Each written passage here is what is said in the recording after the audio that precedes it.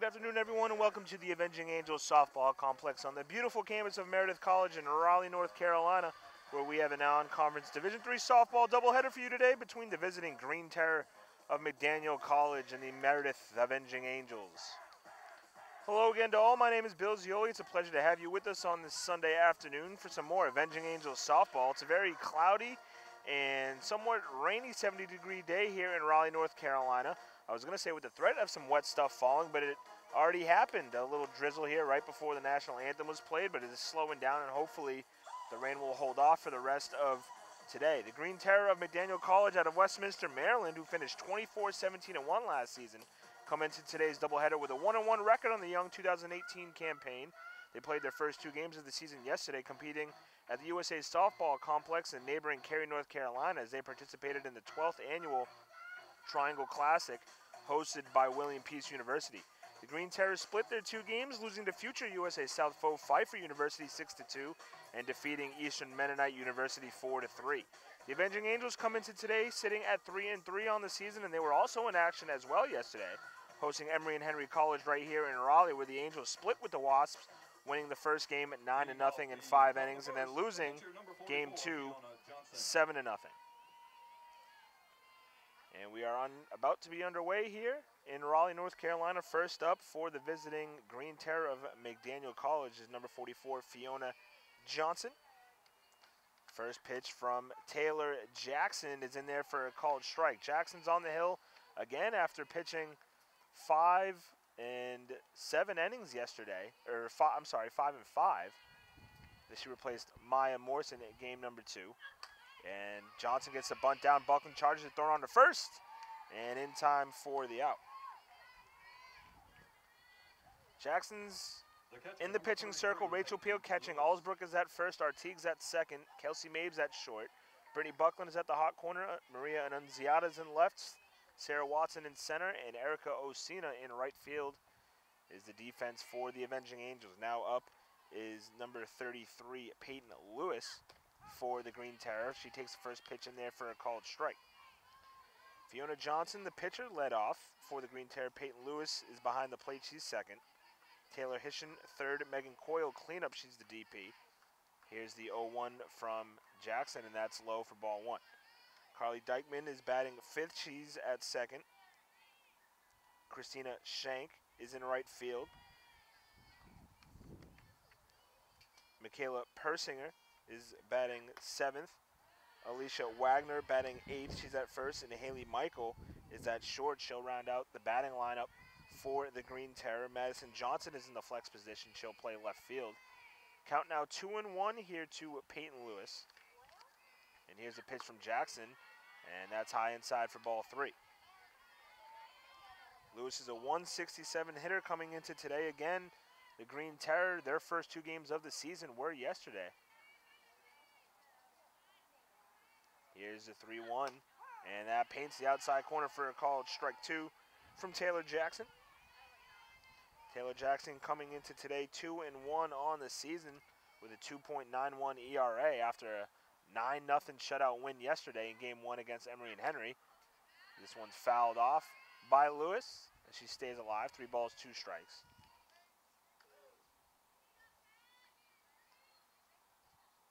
Jackson again pitched 5 innings in the first game yesterday, went 3 2/3 in the second game, so pitched 8 2/3 innings in the 2 games yesterday against Emory and Henry, and here she is starting game 1 of this doubleheader here today.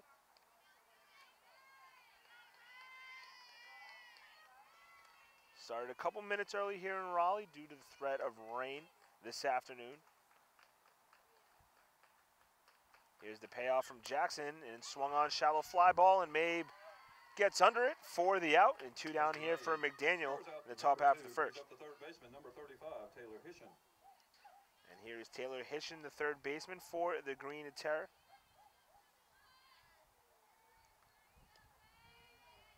And Hishin went 2 for 6 yesterday in the 2 games in Cary. First pitch to her, low inside for ball 1. She also walked 2 times. in the loss to Pfeiffer in the win over Eastern Mennonite. Here's the 1-0, and Hitchin fouls it off. 1 ball, 1 strike. Hitchin, a senior out of Fort Lauderdale, Florida. And St. Thomas Aquinas High School.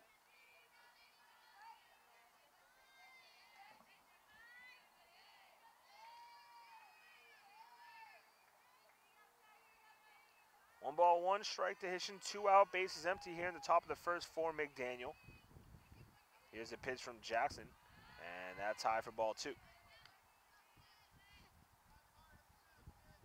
Again, Meredith were here yesterday, winning 9-0 in 5 over Emory and Henry, and then losing 7-0 in game number 2. Here's the 2-1 from Jackson, and that's fouled off to the backstop by Hitchin. Count now even. 2 balls, 2 strikes. Windy day today here in Raleigh as well. Wind coming in from left field.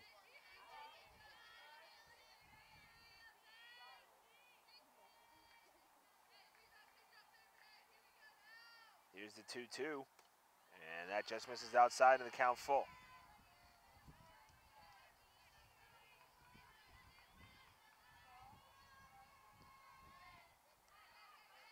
Young team for McDaniel, a bunch of sophomores, only 5 seniors. Here's the payoff from Jackson, swung on and missed, strike 3.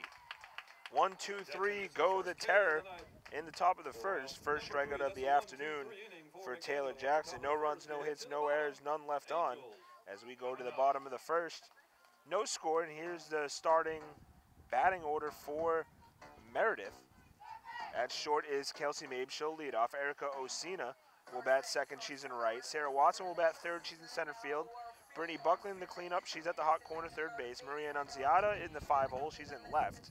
Erin Artigues will bat sixth, she's at second base. Julia Allsbrook will bat seventh, she's at first. Katie Kepley, the DP, she'll bat eighth, and then Rachel Peel will bat ninth, and she's behind the plate.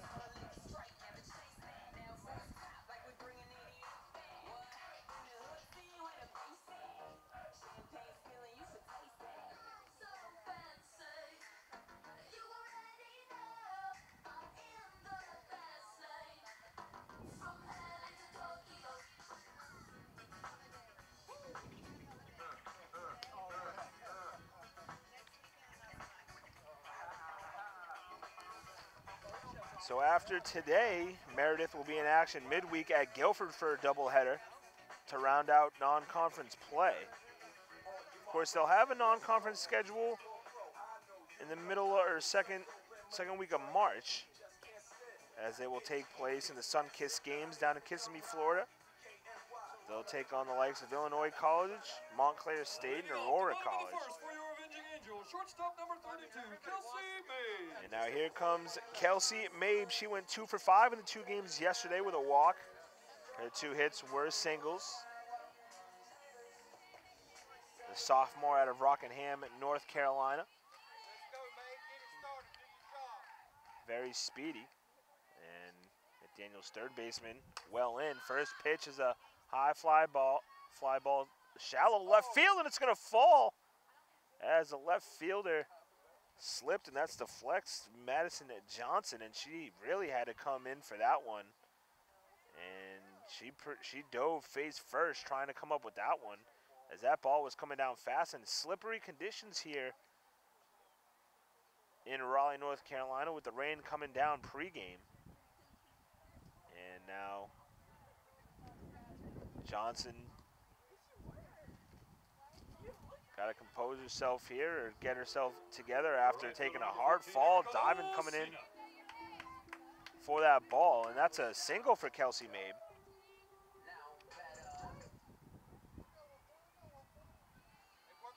And now here is Erica Osina, the right fielder. Senior out of Coast, North Carolina, shows bump. Down to second goes Mabe. Here's a throw, and not in time, as the ball will go off of Haley Michael, the shortstop, and Mabe gets a steal, and just like that, the Avenging Angels have a runner in scoring position here in the bottom of the first. Osina went 1 for 4 yesterday, scored a run in the 2 games against Emory and Henry. Shows bunt. Osina gets it down. Third baseman has it thrown on to first. In time for the out, and down to third goes Mabe. Good sack bunt there by Osina. One down here in the bottom half of the first for the Angels. Center fielder number 9, Sarah Watson.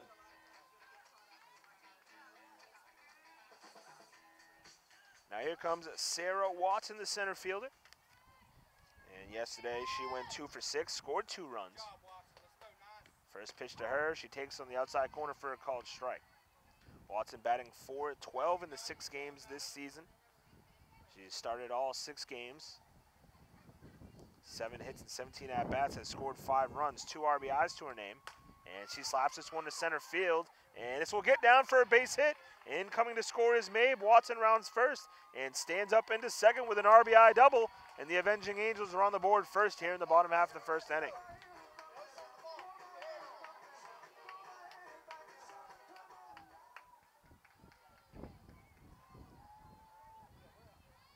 And on the mound for the Green Terror, I don't know how I missed talking about her to start the inning, is Fiona Johnson. And she comes into today with a 1-1 record. 4.67 ERA and 6 innings pitched. She's let up 4 earned, 5 total runs off 10 hits. Has struck out 3, walked none. Has let up 4 doubles as Brittany Buckland steps into the batter's box, takes the first pitch for a called strike. Buckland batting .417 on the young season, and yesterday she went 1 for 5, and a lone hit was an RBI single. Takes that pitch in the dirt for ball 1. Count now 1 ball, 1 strike.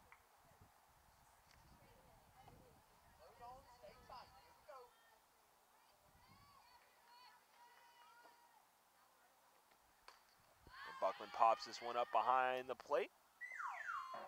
It'll be 1 ball, 2 strikes at Cleveland High School zone. Brittany Buckland. She's got 5 hits and 12 at-bats this season. Scored twice, has 2 doubles, and has 5 RBIs. And she's 1 RBI behind Maria Annunziata, who stands on deck, and Buckland rips this right up the middle, right off of Johnson's glove, throws on to first, and in time for the out. And down to third goes Watson. The left fielder number 23, Maria Annunziata. Now here is Maria Annunziata, the left fielder, and yesterday she had a grand slam in game number 1 against Emory and Henry. And she's leads the team in RBIs with 6. She's batting .235 on the season. First pitch to her, low in the dirt, good stop by the catcher Lewis. Annunziata went 2 for 5 in the 2 games yesterday. One of those hits, again, being a grand slam.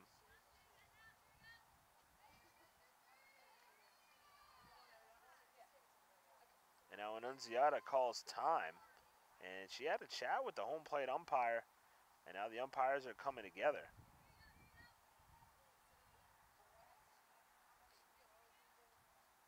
Maybe she was asking for catcher interference or what, or if the pitcher was going too fast. I'm not sure what the conversation was there, but here we go. Here's the 1-0, and that's low for ball 2.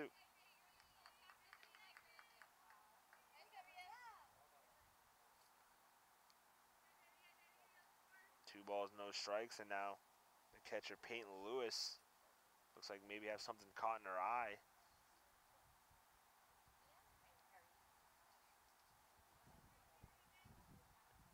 Some dirt in her left eye.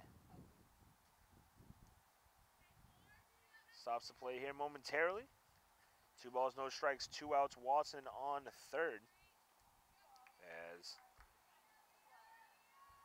she RBI doubled in Kelsey Mabe. Annunziata takes this high outside for ball 3. Count now 3-0.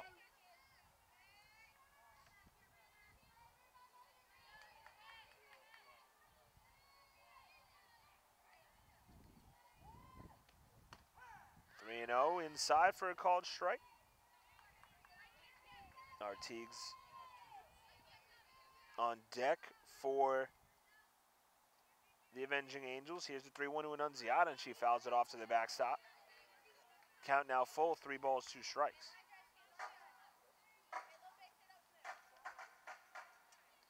We'll see a lot of balls being exchanged here with the wet grass.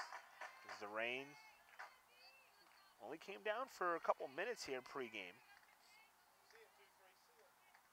Here's the payoff, and it's a pop-up behind the plate, and it will go over everything and out of play.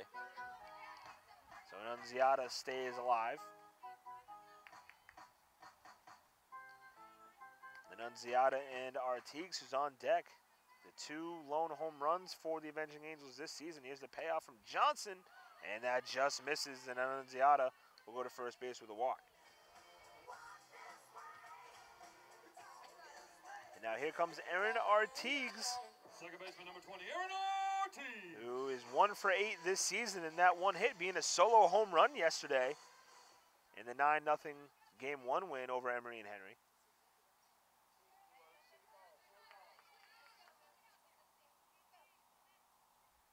One for 3 yesterday. She only played Game 1.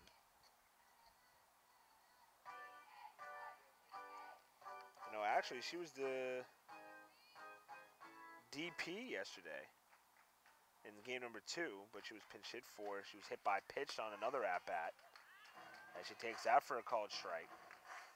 So she did play both games. And her one hit this season was a solo homer. Here's the 1-1, and big cut there from Artigues, but swung on and missed for strike 2. 1 ball, 2 strikes, 2 outs. Runners on the corners. Meredith already have one across this inning.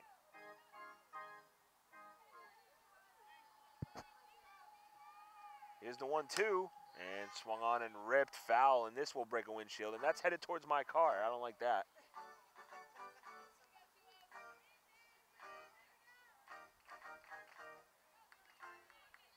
That'll probably come out of Wendy Jones' pocket if something happens to my windshield. On to second goes Annunziata. It's into center field. Here comes Watson, and she'll score. And that pitch was a ball. Yeah, baby. And so Watson will take home, and the Angels have a 2-0 lead here in the bottom half of the first.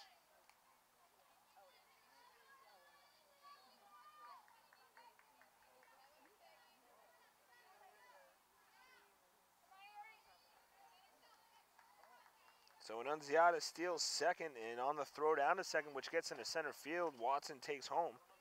And runner on second. Here's the 2-2 pitch. Swung on and missed. Strike 3 to Aaron Artigues.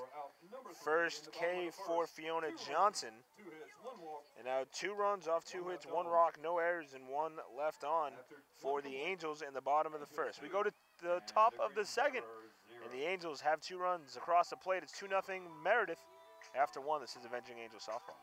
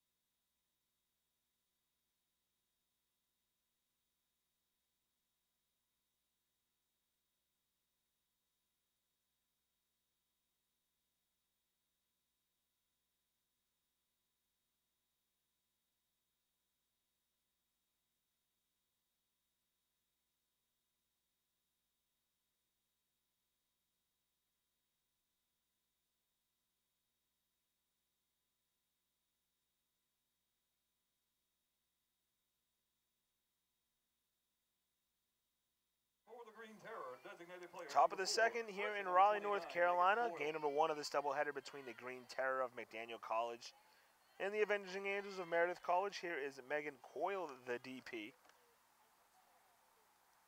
Coyle, sophomore catcher at Las Vegas, Nevada, in Bishop Gorman High School. I wonder if she knows Snoop Dogg's son who played football there.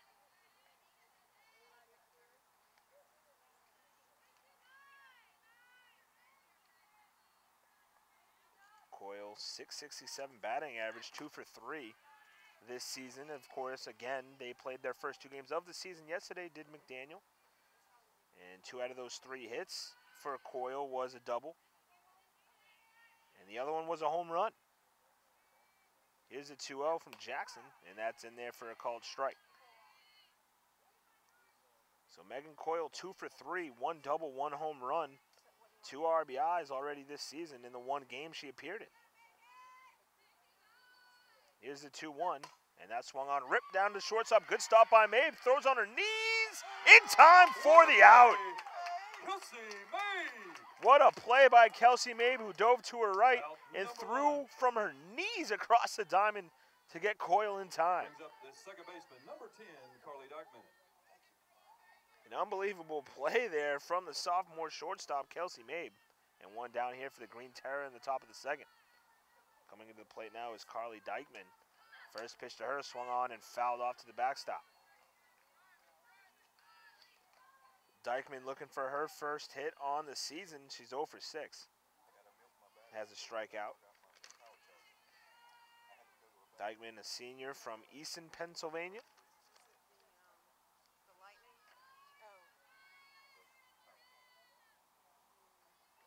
0-1 to her. Inside for a called strike 2. Count now, no balls, 2 strikes to Dyckman.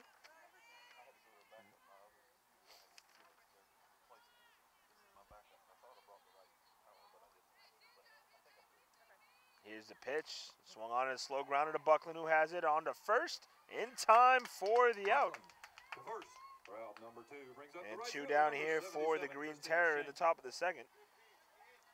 And now here comes at number 77, Christina Shank, the junior from Mardella Springs, Maryland.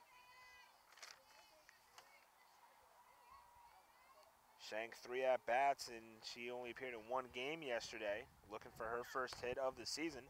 First pitch outside for ball 1. She also did walk once.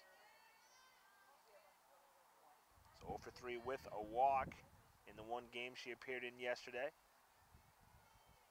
Here's the 1-0 to her, and that's below the knees for ball 2.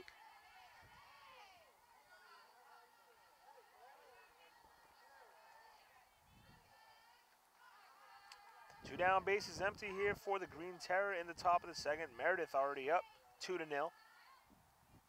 Here's the 2-0 from Jackson, and that paints the outside corner for a called strike.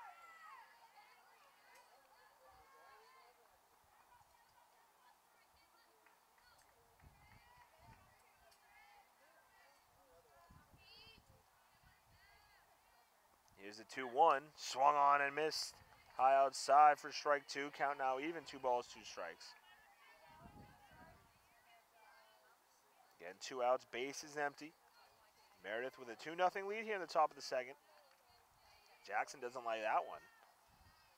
And now she delivers the 2-2. And swung on and missed, strike 3. That's the second K for Taylor Jackson. Second Route number 3. That's strikeout for back-to-back Taylor 1-2-3 Jackson innings this for the Green afternoon, Terror. and another 1-2-3 inning for the Angels as we head to the bottom of the second. 2-0. And the Angels are on top of the Green Terror of McDaniel College by a score of 2-0. Due up for the Angels in the bottom half of the second, Allsbrook, Kepley, Peel, 7-8-9. This is Avenging Angels softball. Coming up for your Avenging Angels.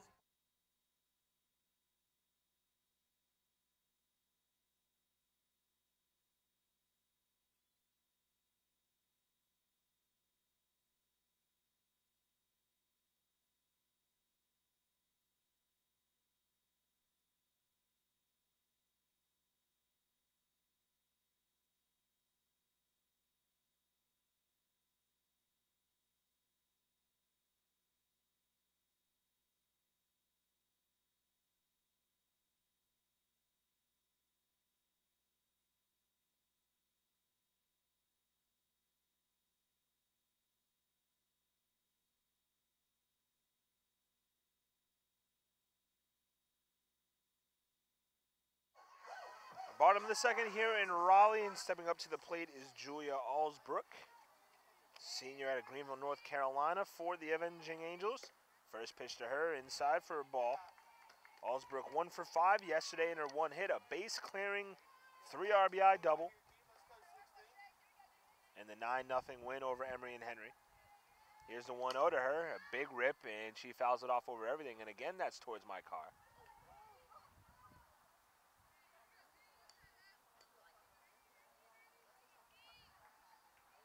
Parked on the second level in the parking lot here at Meredith. I would assume that I'd be safe as a ground ball right to the third baseman, thrown on to first in time for the out. Good play there by Taylor Hishin.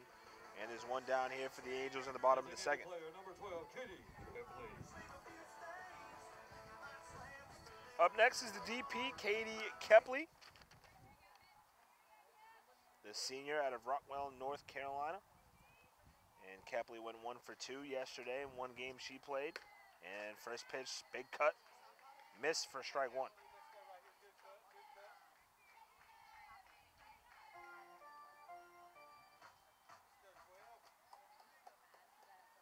Here's the 0-1, and that's well high for a ball from Fiona Johnson. Fiona Johnson's a junior from Durwood, Maryland.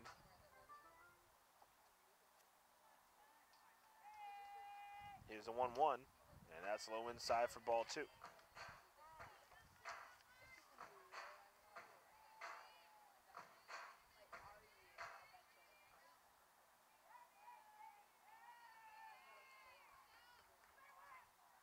Here's the 2-1, and swung on and missed, strike 2.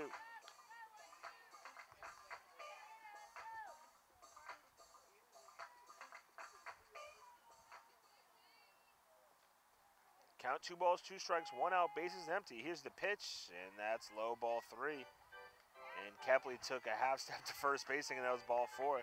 But it's ball 3, so count now full.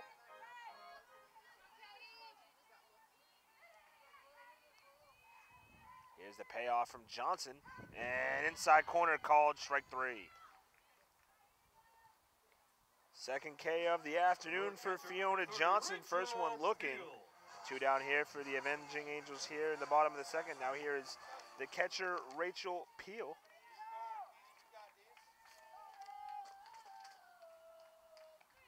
And Rachel Peel played game number 2 yesterday as she fouls off the first pitch. And she had 2 at-bats, struck out looking and walked before she was pinched hit for in the 7th. Oh, actually, she was 0 for 2. She was pinch hit in the bottom of the 5th. She struck out looking and flew out to short in the 2 at-bats. So 0 for 2 for Peel yesterday in the 1 game she played, and she took that one for a strike. So now no balls and 2 strikes to the junior catcher out of Rosemont, North Carolina. Here's the 0-2 from Johnson, and it's a high fly ball. This looks like to stay in play. And the third baseman will make the catch in Hishin in foul territory. So 1, 2, 3 go the Angels in the bottom half of the second. We go to the third. Meredith 2, McDaniel 0. This is Avenging Angels softball.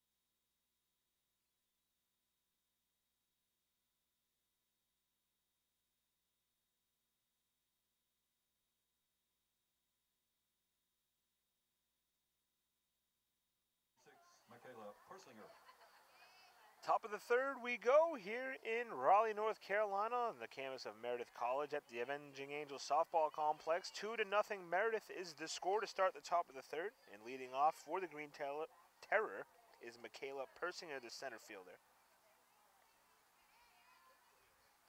First pitch to her from Jackson, well high and outside for ball 1. Persinger, an even 200 hitter. 5 at-bats, one of them being a hit, scored a run. In the doubleheader yesterday, swung on and missed that pitch, strike 1. She did play both games yesterday in McDaniel's first 2 games of the season. And 1 for 5 with the run. Here's the 1-1 from Jackson. Change-ups just inside ball 2. Struck out twice. Those 5 at-bats.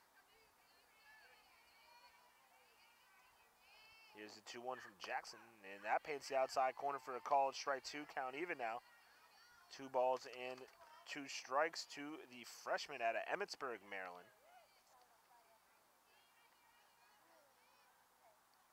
Here's the 2-2. Swung on and missed, strike 3. That's K, number 3. Third strikeout of the afternoon for Taylor Jackson. First baseman number 32, Alicia Wagner.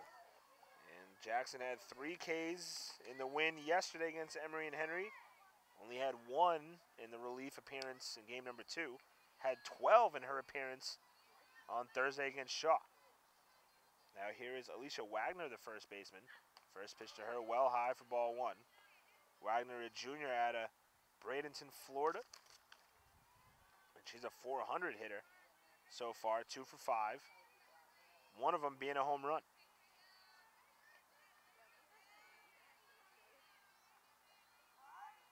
And now Wagner calls time. She played both games, did Wagner. Went 2 for 5, scored a run, which was her home run. And she takes that pitch for a called strike. It was a solo home run. And she walked once. So she's got a 1,000 slugging percentage. Here's the 1-1. And that swung on and ripped foul over the Green Terror dugout. Now they count 1 ball, 2 strikes. Wagner, the 8th hitter on this Green Terror team. Haley Michael, the shortstop, will bat 9th. She's on deck.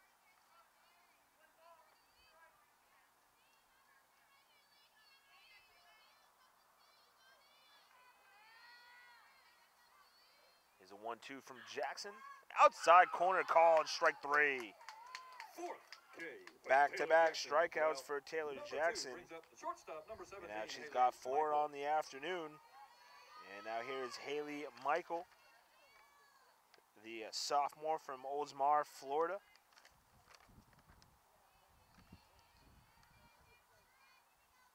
First pitch to the sophomore, ripped foul to the backstop.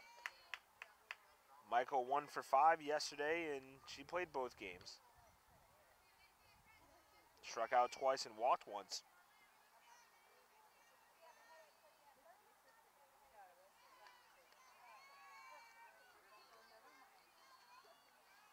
Here's the 0-1 from Jackson. Outside corner called, strike 2. Count now, no balls, 2 strikes.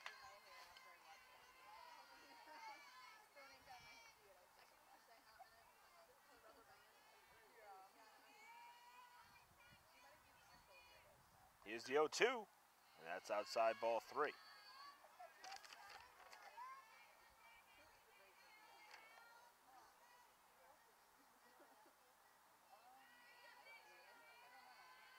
Here's the 1-2, and it's a slow grounder right into the glove of Jackson, who flips it on to first in time for the out. So 3, 1, 2, 3 innings for Taylor Jackson. No runs, no hits, no errors, none left on. As we go to the bottom half of the third, will be the top of the order for the Avenging Angels, Mabe, Osina, and Watson, as Meredith lead McDaniel 2-0.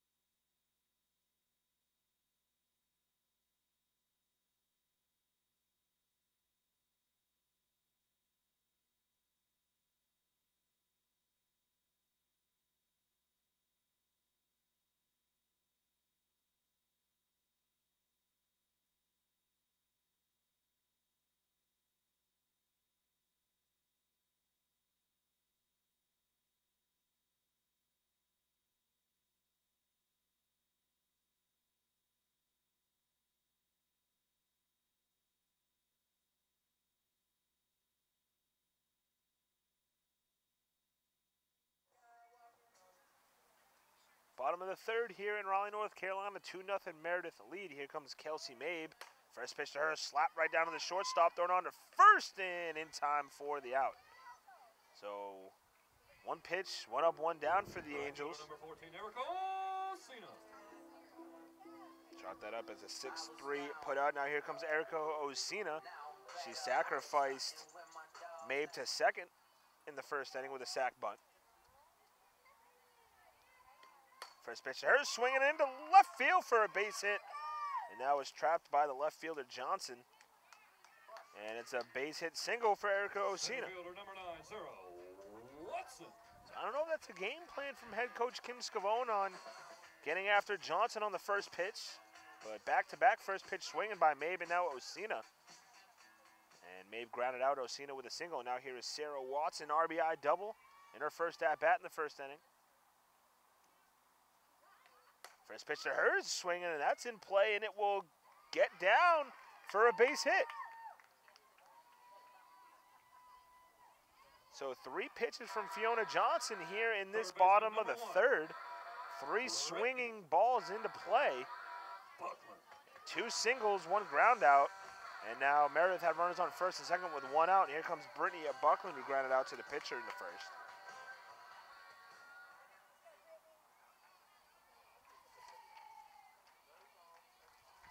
Buckland, 5 of 13 this season. Another first pitch swing. This one grounded to short, thrown on the third, and in time.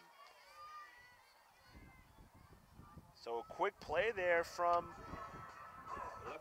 the shortstop Michael to get the force at third.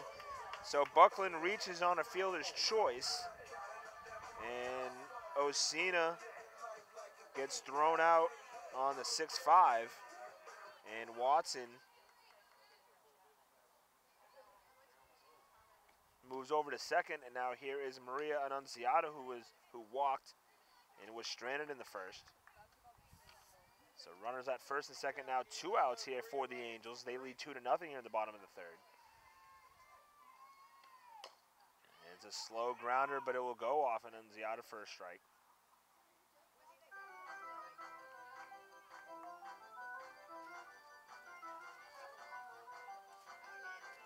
So Johnson has pitched 6 pitches this inning.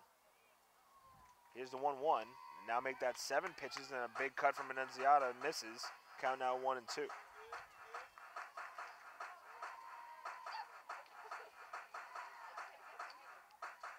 One ball, 2 strikes, 2 outs, 2 on for Meredith here in the bottom of the third. They lead 2-0.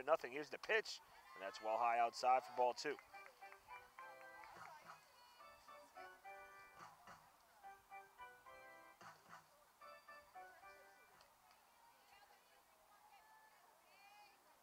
Here's the 2-2 from Johnson, swung on, grounded to third, and stepping on third is the third baseman Hishin for the 4th out. 2 hits, 2 left on. So no runs off 2 hits, no errors, and 2 left on base for the Angels in the bottom half of the third. We go to the 4th, where it's Meredith 2, McDaniel nothing. This is Avenging Angels softball.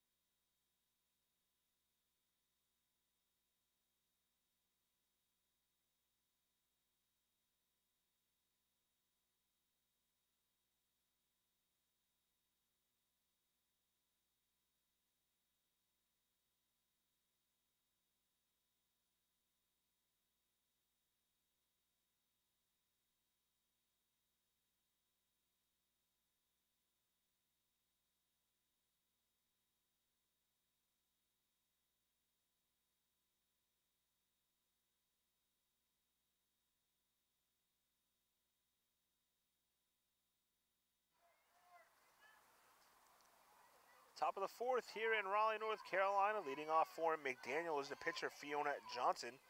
She grounded out to third first time up.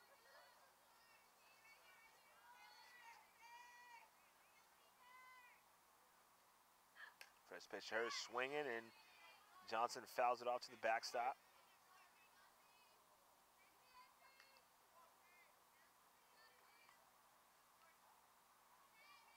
2-0 is the score in favor of the Avenging Angels. They scored 2 in the bottom half of the first.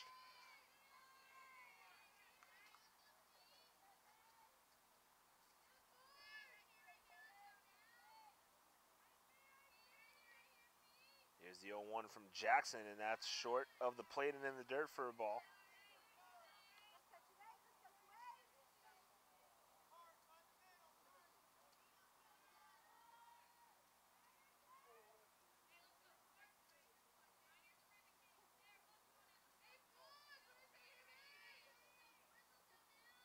Jackson looking for a sign, and now home plate umpire calls for time as Jackson was taking a second there to see what she liked. Now here comes the 1-1, swung on and fouled to the backstop again by Johnson. Count now 1 ball, 2 strikes.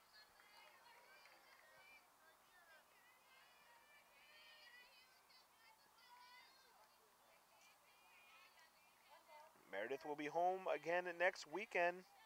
Both doubleheaders again, Saturday and Sunday. They will take on North Carolina Wesleyan and then Methodist University to start conference play. Here's the 1-2 from Jackson. It's a high fly ball to left field. Back goes Annunziata to the track, and she makes the catch. Annunziata makes the catch.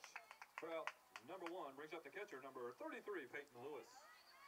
I will not be here next weekend to call the games. My colleague Dennis Cox, who I do high school football broadcast with, will be in my place next weekend. Hate to see it because my alma mater will be in town. The Monarchs of Methodist U. First pitch is outside, ball 1 to Peyton Lewis. She popped out to short in the first. Here's the 1-0. And it's a high fly ball to left field, and Annunziata into foul territory and makes the catch. Back-to-back outs. So back-to-back putouts by Annunziata. Brings up the third baseman, number 35, And now here comes Taylor Hishin, who struck out swinging to end the first inning. And Annunziata can cover a lot of ground there in left field, as she showed right there, as that ball was coming down fast towards third base line.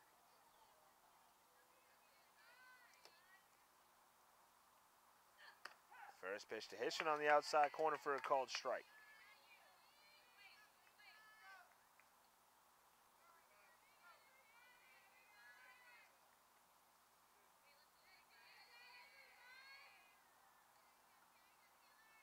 Here's the 0-1 from Jackson, and that's in there for a called strike 2. Good pitch from the ace of this Meredith staff. Now the count, no balls, 2 strikes, 2 outs, bases empty here for Taylor Hishin. Here's the pitch, and she fouls it off to the backstop.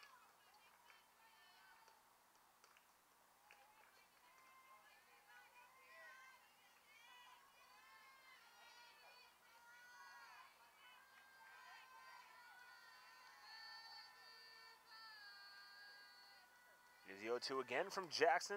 This one well high outside for a ball.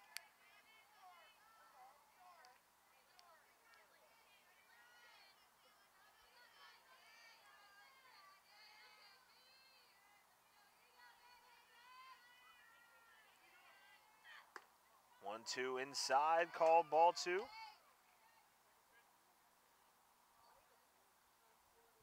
now first base umpire calls for a time and talks to Jackson about something, not sure what.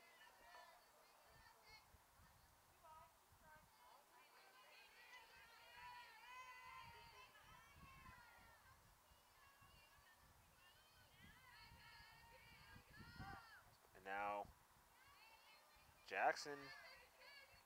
Hishin calls for time.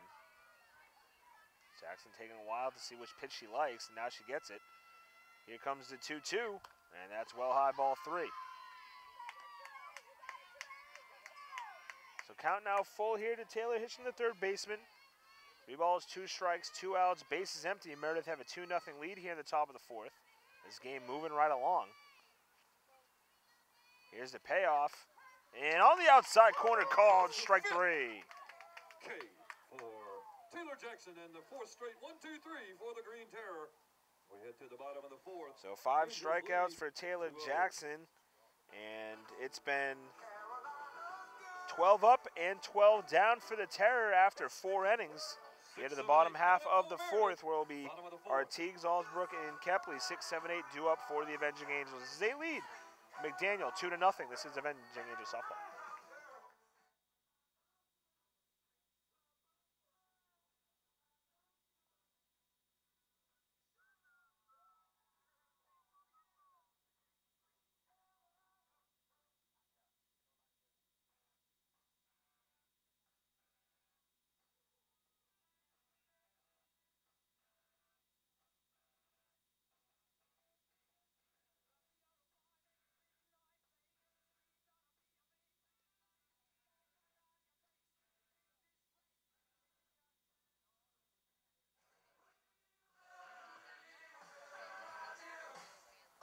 Two 0 Meredith here to start the bottom of the fourth.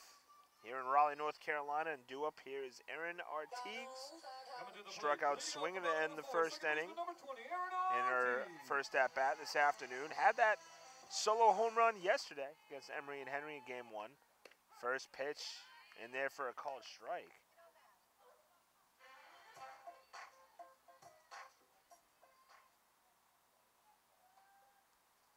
Fiona Johnson back in the circle for McDaniel.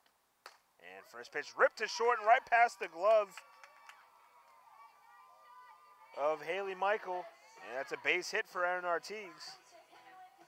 Leadoff single from Artigues, bringing up the first baseman, number 16, Julia. So leadoff single for the senior out of Charleston, South Carolina. And I think play might be suspended here.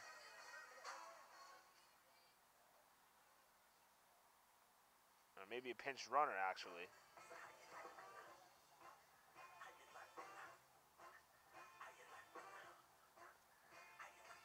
And it'll indeed be a pinch runner. Meredith, number 11, Alyssa Drake. So Alyssa Drake will come in to pinch run for Erin Artigues.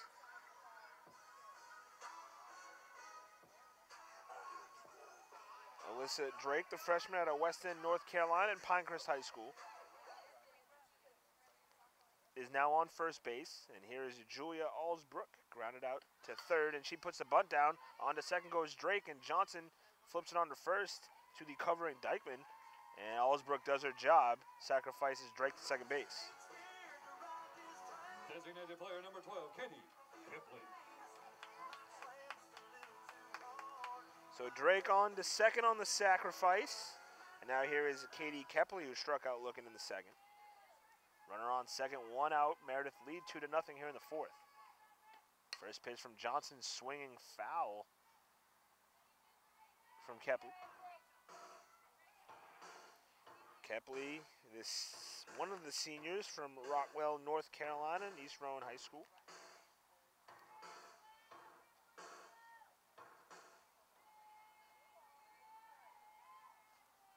One of 9 seniors for this Avenging Angels squad. Second pitch fouled to the backstop. Now the count, no balls, 2 strikes.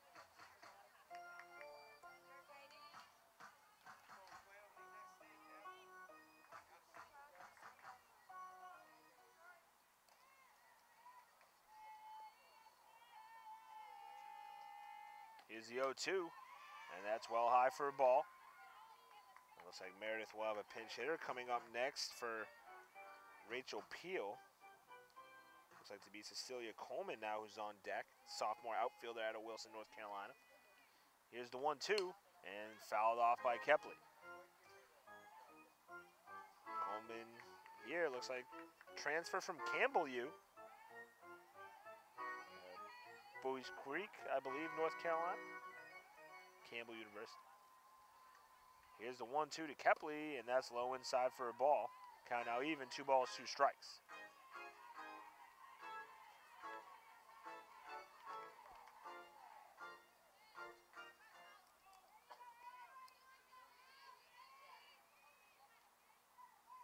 Here's Here's the 2-2 from Johnson, and foul tipped back to the backstop by Kepley, and she stays alive.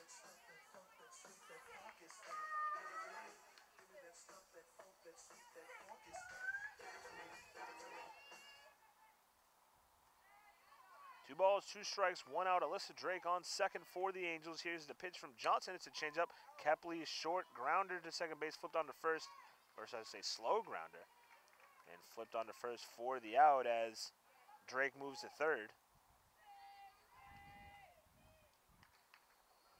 So 4-3 put out to Kepley, and on the third goes Drake. And now here comes Cecilia Coleman to pinch hit for Rachel Peel.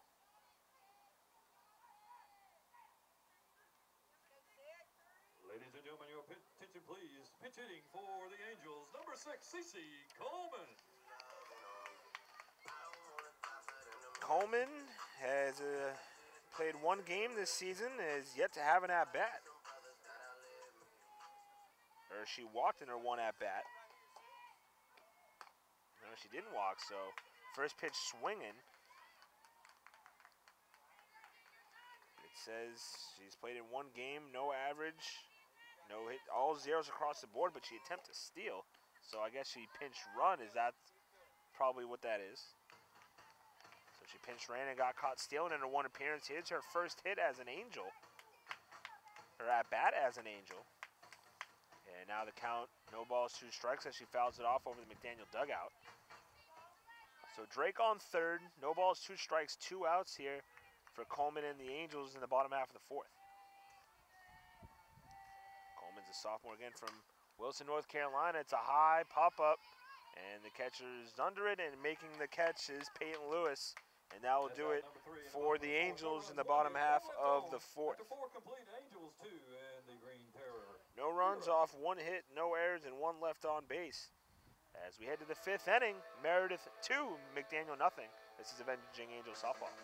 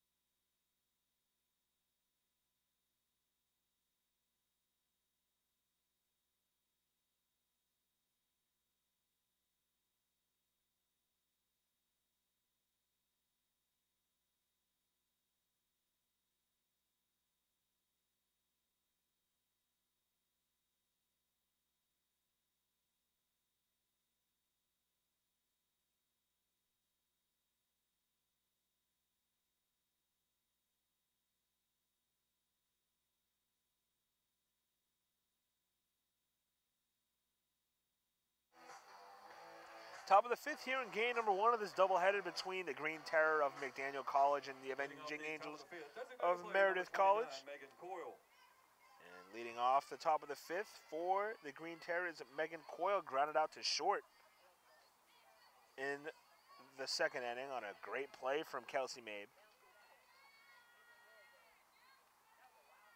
Here's the first pitch to her from Jackson, paints the outside corner for a called strike.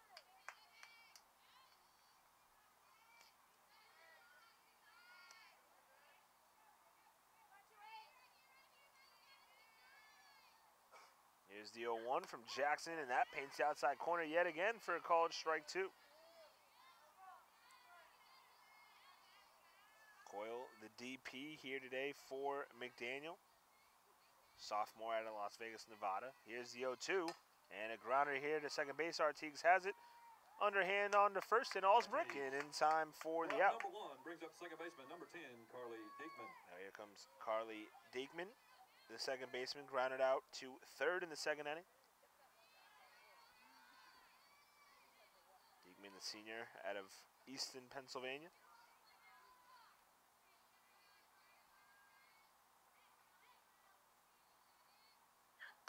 First pitch to her, just a bit inside for ball one. 2-0 Meredith lead. They got the 2 runs in the first.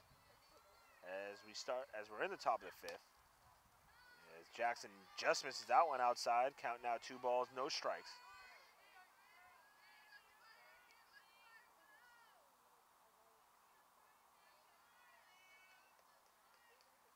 Here's a 2-0, and swung on foul to the backstop. Count now 2-1.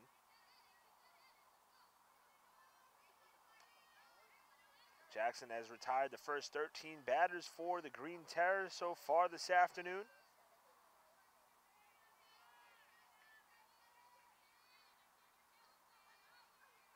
Here's the 2-1, and it's a high fly ball right center field. Osina over to get it, and has it. Erica Osina. Out number 2 brings up right fielder. So 2 down here for the Green Terror in the top of the 5th. Now here comes number 77, Christina Shank, the junior out of Mardella Springs, Maryland. She struck out swinging to end the 2nd inning in her first at-bat this afternoon.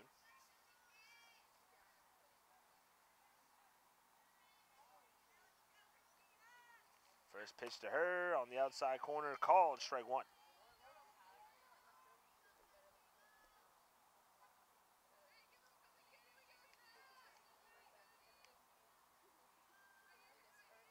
Here's the 0-1 from Jackson, and that's well high over the head appeal. Count now 1-1.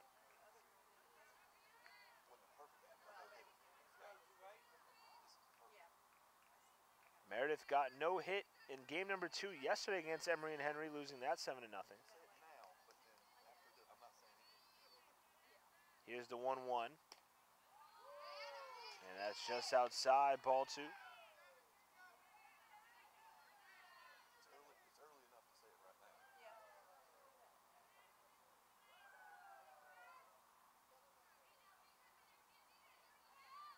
Two, 2-1, high ball 3.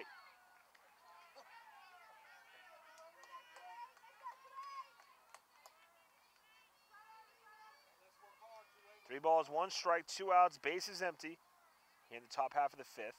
Here's the 3-1, and that just misses inside, ball 4. And I want to blame something on Jeff Garner real quick. He mentioned something on a perfect game, which was intact here in the top of the 5th by Taylor Jackson as she retired. 3, 6, 9, 12, 14 in a row. And now giving up her first walk of the afternoon. And our PA announcer, Jeff Garner, mentioned it right before this batter, and he must be kicking himself right now. As that first pitch is outside for ball 1. So the Green Terror have their first base runner of the afternoon, thanks to Jeff Garner. And now here's Michaela Persinger, the center fielder, 1-0 to her. Second pitch swung on and missed for strike 1. Persinger struck out swinging to start the 3rd inning in her first time up.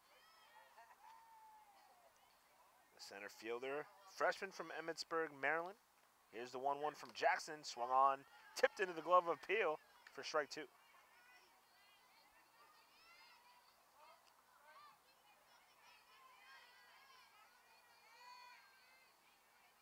1 ball, 2 strikes, 2 outs, runner on first, and here's the pitch from Jackson, and swung on, strike 3. That's K number 6. Taylor Jackson. 6th strikeout for the afternoon for Taylor Jackson. No runs, no hits, no errors. Hit to the bottom of the 5th. 1 left on thanks to that 1 walk. And we head to the bottom of the 5th where it's Meredith 2, McDaniel nothing. This is Avenging Angel softball.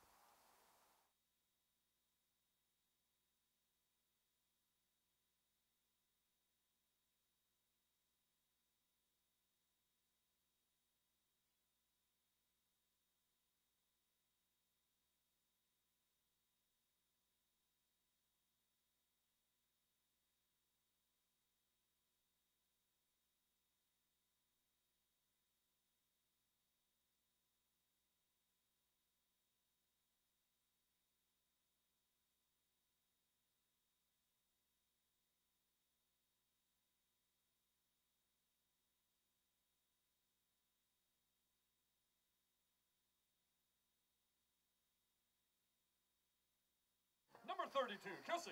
Bottom of the 5th, Meredith lead McDaniel 2-0. And here's the top of the order for the Avenging Angels, and Kelsey Mabe. She's 1 for 2 this afternoon, singled and scored in the 1st, grounded out to short in the 3rd.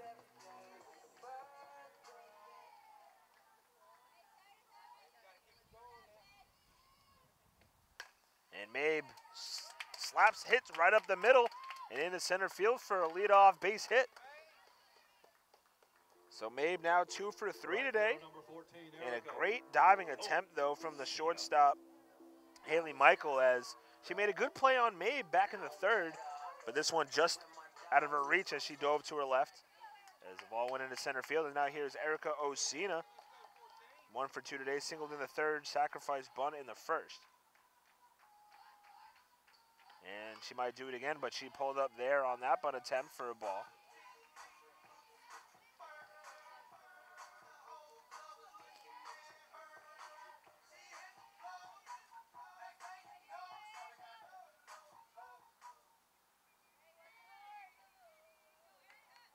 Here's the 1-0. Osina shows bunt again, and down to second goes Mabe, and she slides safely into second base, as that last pitch was a called strike.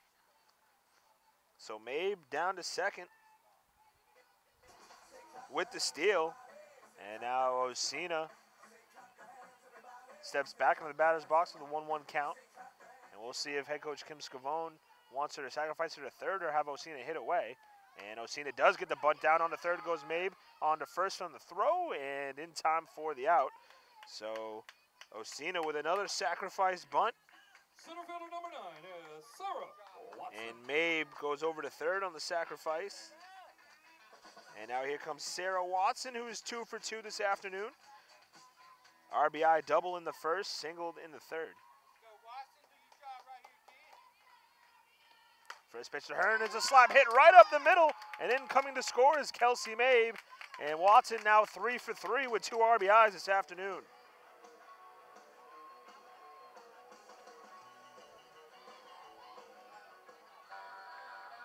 Third baseman number 1, Brittany Buckland.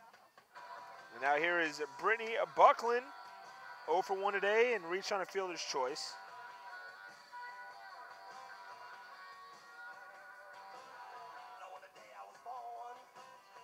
And Watson, 3 for 3, 2 singles and a double with 2 RBIs for the Angels this afternoon. And Mabe has came across the plate twice. And the Angels have a 3-0 lead now here in the bottom of the 5th.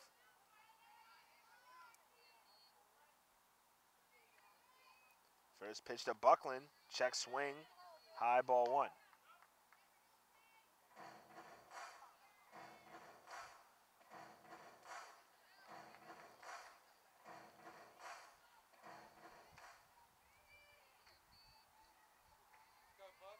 Here's the 1-0, and that's low ball 2.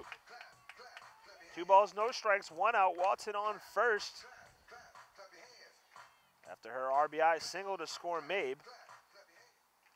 1 out here in the bottom half of the 5th.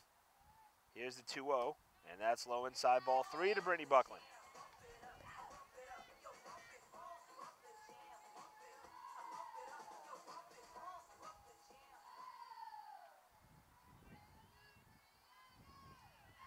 Johnson's still pitching here for McDaniel, delivers a 3-0, and that's inside ball 4. So Buckland down to first base, and Watson to second after that walk. And now up is Maria Annunziata, who is, I guess, 0 for 0 today. She walked in the first and grounded out to third, but it was a force out at third, 5 unassisted.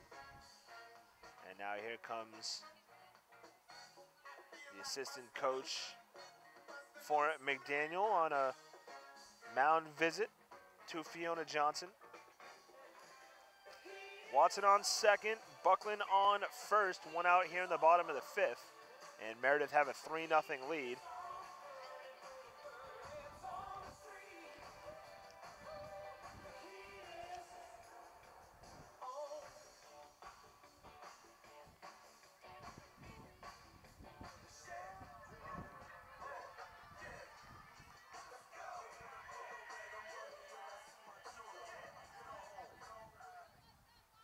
So here is Maria Annunziata, who Again, had that grand slam yesterday in the 9-0 win over Emory and Henry. And here's a high fly ball to center field. This is back, and into the wall as the center fielder falls. Rounding third is Watson, and she will score on an RBI double for Maria Annunziata.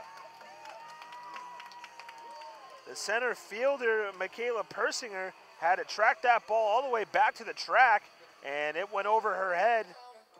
And an RBI double for Maria Annunziata as Buckland gets all the way to third.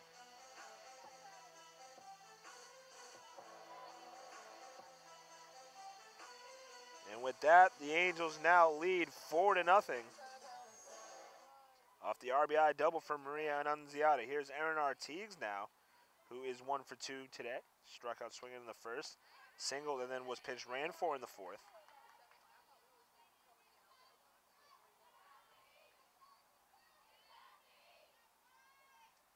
So 4-0 now, Angels. And here's the 0-1 high outside, ball one. Count now 1 ball, 1 strike with 1 out.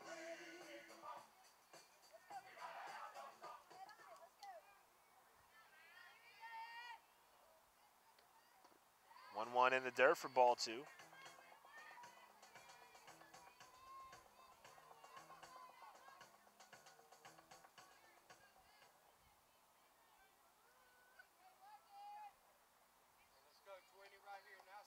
Count 2 balls, 1 strike, 2 on, 1 out.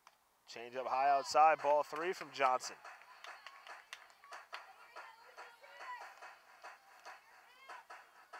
Johnson, 4.67 ERA coming into today after posting a 101 record yesterday. As she walks Artigues, ball 4, and now the base is loaded for Julia Allsbrook. First baseman number 16, Julia Allsbrook. Julia Allsbrook had bases loaded twice yesterday in both games. In game number 1, she had a base clearing double. And she couldn't do the same in game number 2, but here she is again with an opportunity with 1 out. Here's the first pitch, and that's well outside for ball 1 to the senior. And now timeout here by Lewis to come talk to her pitcher Johnson. Buckland on third, Annunziata on second, and Artigues on first. Allsbrook at the dish with 1 out here in the bottom half of the 5th. As Meredith already have 2 across the plate this inning, and they lead 4-0. I believe a grand slam would end it if Allsbrook were to do that right here. Here's the 1-0, and it's a high fly ball. This will stay in the infield, and back to make the catch is the second baseman, Carly Degman. Now 2 down here for the Angels in the bottom of the 5th. Number 12, Katie Kepley. Now here's the DP, Katie Kepley, struck out looking in the second and grounded out to second in the 4th. So 0 for 2 this afternoon. See if Johnson can get out of this jam here, already letting up 2 across the plate this inning. First pitch to Kepley, and she rips it foul down the first baseline.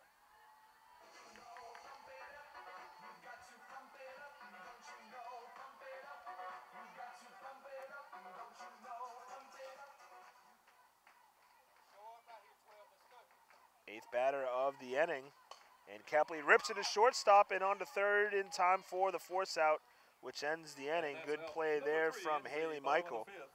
Angels score 2 runs off 3 hits, 2 walks. They strand 2.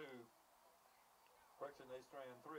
So 2 runs off 3 hits, no errors, and 3 left on base for the Avenging Angels as they head to the 6th, and they're up 4-0 over the Green Terror of McDaniel College. This is Avenging Angels softball.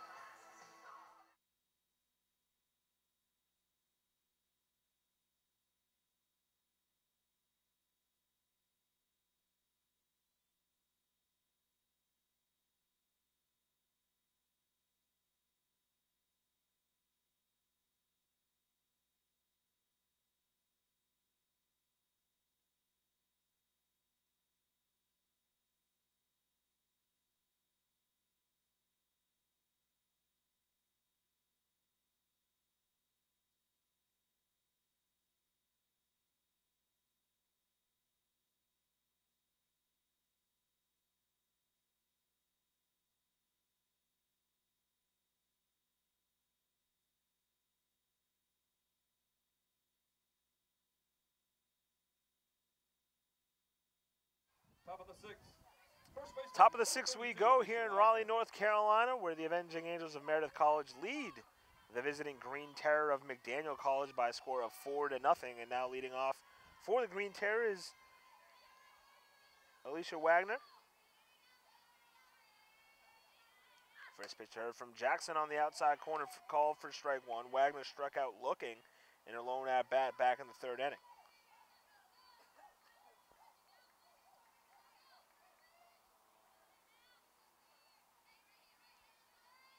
Here's the 0-1 from Jackson, and that paints the outside corner yet again for strike two. Jackson has been dealing this afternoon, retiring 15 of the 16 batters. First 5 innings. Here's the 0-2, and just low. Jackson thought she had it. Now the count 1 ball, 2 strikes.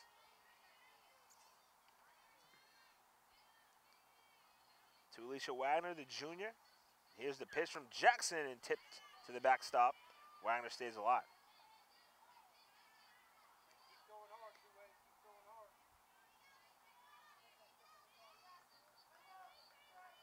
A lot of players from Florida on this McDaniel team. They got 8 players from the state of Florida.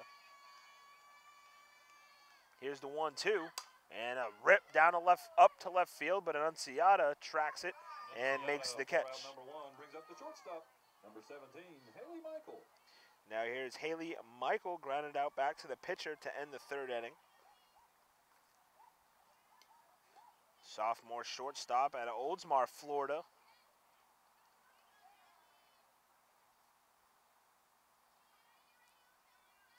Here's the first pitch to her from Jackson inside for ball 1.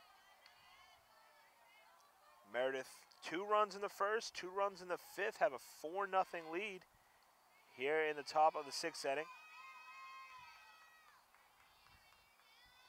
Here's the 1-0 from Jackson, and that's on the outside corner for a called strike.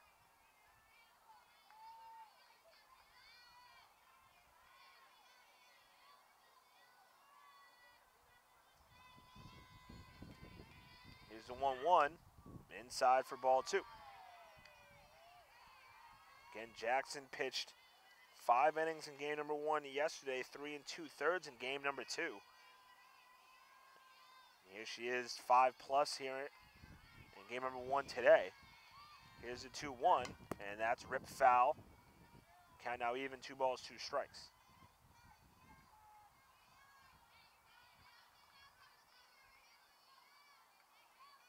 Taylor Jackson has shown she can throw a lot of innings, especially last year, pitching a bunch in doubleheaders. Here's a 2-2, changeup, outside corner, called, strike 3. Number 7, Taylor Jackson for out number 2, top of the order, number 44. 7th strikeout for Taylor Jackson this afternoon, and now here's the top of the order for McDaniel, and the pitcher Fiona Johnson, 0 for 2 this afternoon. Grounded out to third in the first and flew out to left in the 4th. First pitch to her, well outside, ball 1.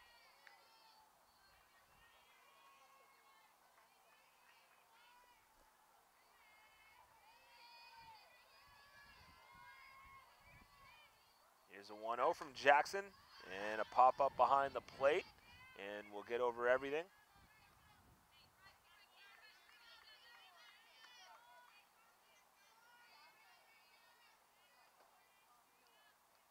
Count now 1 ball, 1 strike, 2 outs to Fiona Johnson. Bases empty here in the top half of the 6th inning. Meredith lead 4-0.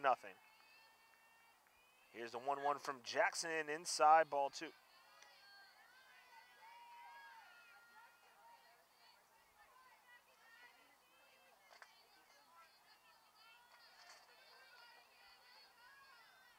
Here's the 2-1. Outside corner called, strike 2. Count even now, 2 balls, 2 strikes. To Fiona Johnson, a junior out of Durwood, Maryland. 2 balls, 2 strikes, 2 outs, bases empty. Here's the pitch, and inside, ball 3. Count now full in this pitcher-on-pitcher matchup.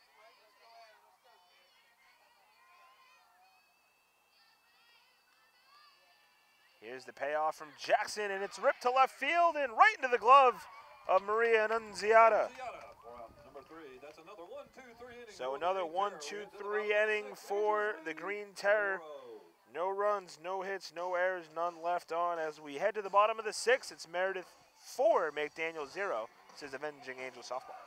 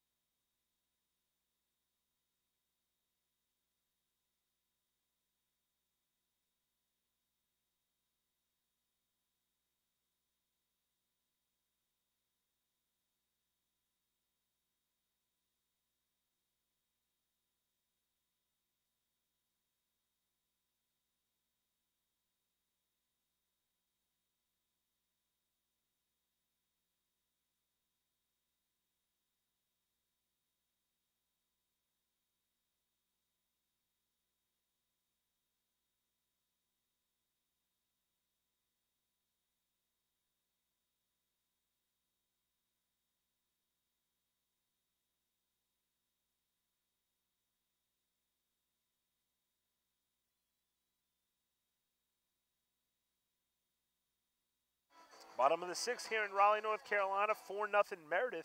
Lead over McDaniel here in game number 1 of this doubleheader. Fiona Johnson back to the circle for the Green Terror. And coming to the plate for the Avenging Angels is Rachel Peel.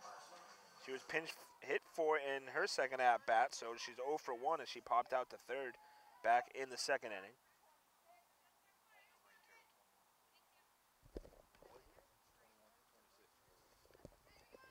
We have a defensive substitution. Number 21, and that's Morgan Scardina out into center field as Peel takes the first pitch for a called strike 1.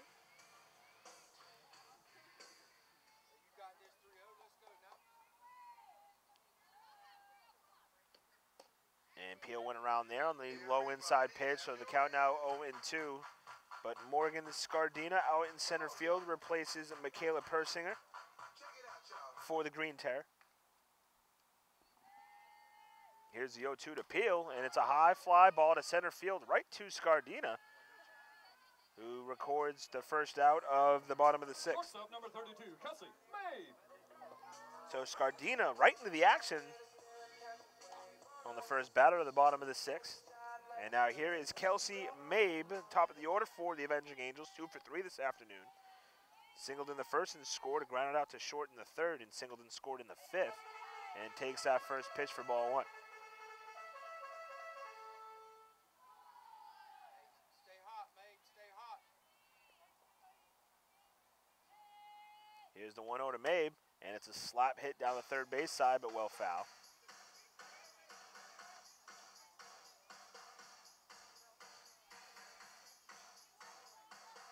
Mabe is the, in my opinion, perfect leadoff hitter. Very fast, can put a bunt down as she almost did right there, but pulled up. Count now 2-1 to Kelsey Mabe.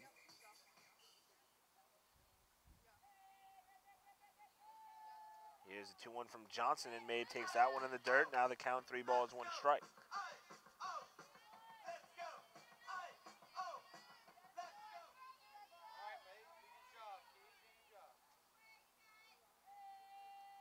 Here's the 3-1 from Johnson, and Mabe holds up high, and she goes down to first with a walk. 1-out walk charge to Johnson, and now here is Erica Osina, who has 2 sack bunts this afternoon. Both times they scored Mabe. And she, in her other at-bat, she singled and was stranded, or was forced out at third, back in the third inning. And we'll see what head coach Kim Scavone does here with 1 out and Mabe on first in a 4-0 ball game. Here's the 1-0, and Osina takes out on the outside corner for a called strike, and not showing bunt, so maybe she'll hit away here with 1 out. Watson on deck, who's 3 for 3 this afternoon, 2 RBIs. Here's the 1-1 to Osina, but she showed bunt there, as that was for a called strike. So the count now 1-2, so she'll definitely hit away here. At least I would think so, but you never know.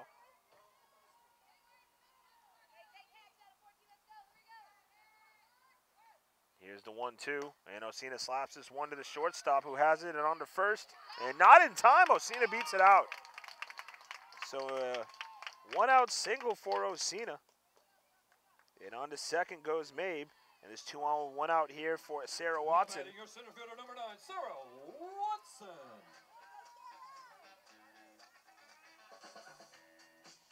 Sarah Watson again 3 for 3, an RBI double in the first, singled in the third, and an RBI single in the fifth. First pitch to her, she takes on the outside corner for a called strike. She also scored both times she got on base, or I'm sorry, she got on base all 3 times, but the 2 RBI chances she also scored as she rips this to left field, and diving and making the catch is the left fielder, Madison Johnson, and now Osina caught a run down in between first and second. Osina slides back into first as Mabe goes to third. But Watson flies out to left field for the second out of the inning, and Mabe tags up to get to third base. And now here is Brittany Buckland. 0 for 1 this afternoon, grounded out back to the pitcher in the first, reached on a fielder's choice in the third, and walked in the fifth. And here she is with runners on the corners and 2 outs, and her team up 4-0 here in the bottom of the 6th. And here's a throw back to the pitcher as Osina easily takes second.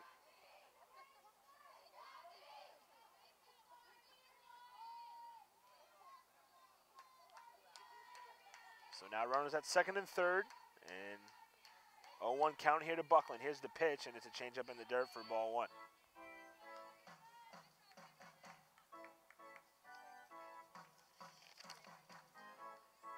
Buckland has 5 RBIs on the season. Has a chance to get 1 or maybe 2 more. Here's the 1-1, and it's a high fly ball to center field. Back goes Scardina, who comes in to make the catch, and that will end the inning. And that'll end the inning, bottom of the 6th. No runs, 1 hit, 1 walk, 2 left on. So no runs off, 1 hit, no errors, 1 walk, and 2 left on for the Angels in the bottom of the 6th. Last call for the Green Terror as we head to the 7th. It's Meredith 4, McDaniel 0.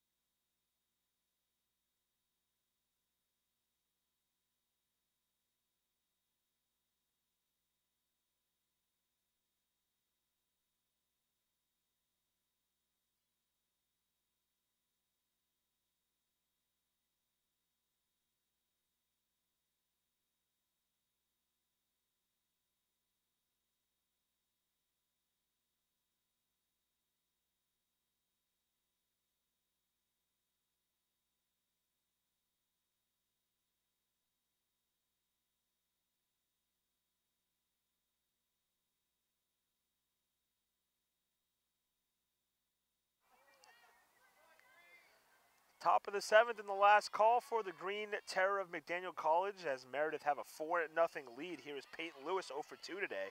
Popped out to short in the first, flew out to left back in the fourth. First pitch to her on the outside corner, but for a ball.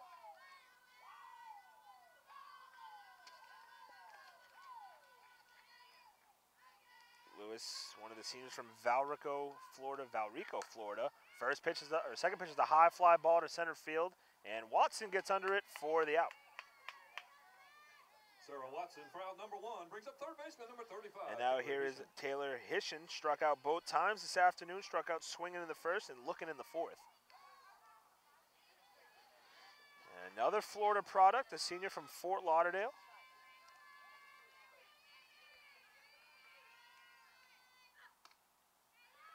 First pitch to her, outside for ball 1.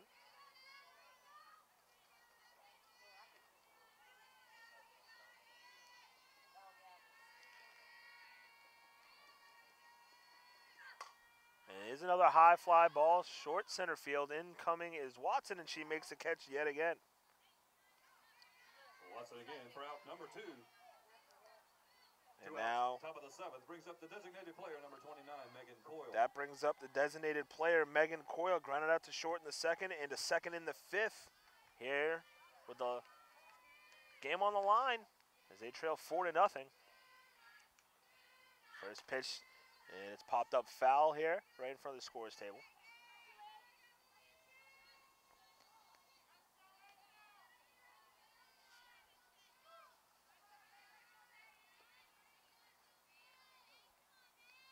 No balls, 1 strike, 2 outs here in the 7th. Bases empty. Here's the 0-1 from Jackson, and that's in the dirt, ball 1.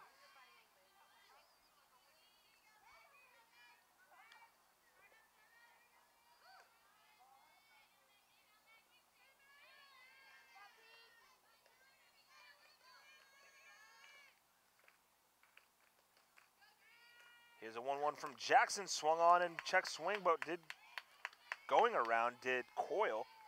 And now the count 1 ball, 2 strikes. And the Angels 1 strike away from a victory.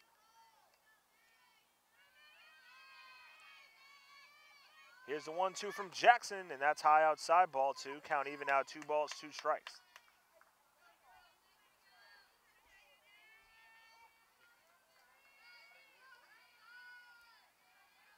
Here's the 2-2, and that's high, ball 3. Count now full here to Megan Coyle, the sophomore out of Las Vegas, Nevada.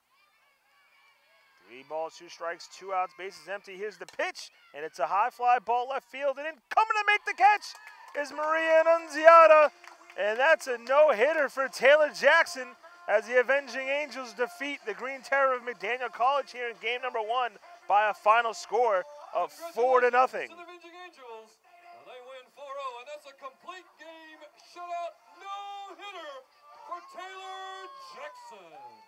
Complete game shutout no-hitter, as you heard it there by our PA announcer Jeff Garner, as the Avenging Angels win game number 1, 4-0 over McDaniel College. Final line scores for you unofficially.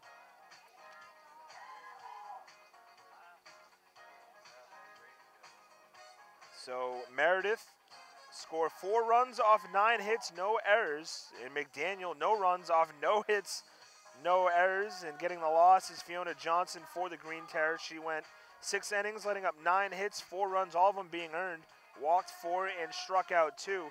Taylor Jackson gets the win, and she now improves to 3-1 in the pitching circle. No hits, no runs, 1 walk, and 7 strikeouts. So Meredith now improved to 4-3 on the season, and McDaniel fall to 1-2. Game number 2 set for about a half an hour from now between McDaniel and Meredith, as the Avenging Angels take game 1 over the Green Terror by a final score of 4-0. Be sure to come back to us in about half an hour, 20 to 30 minutes time from now, and we'll get game 2 underway. Congratulations to the Avenging Angels as they defeat the Green Terror McDaniel by a final score of 4-0 and a complete game shutout no-hitter by Taylor Jackson. Game 2 starting shortly. This is Avenging Angels softball.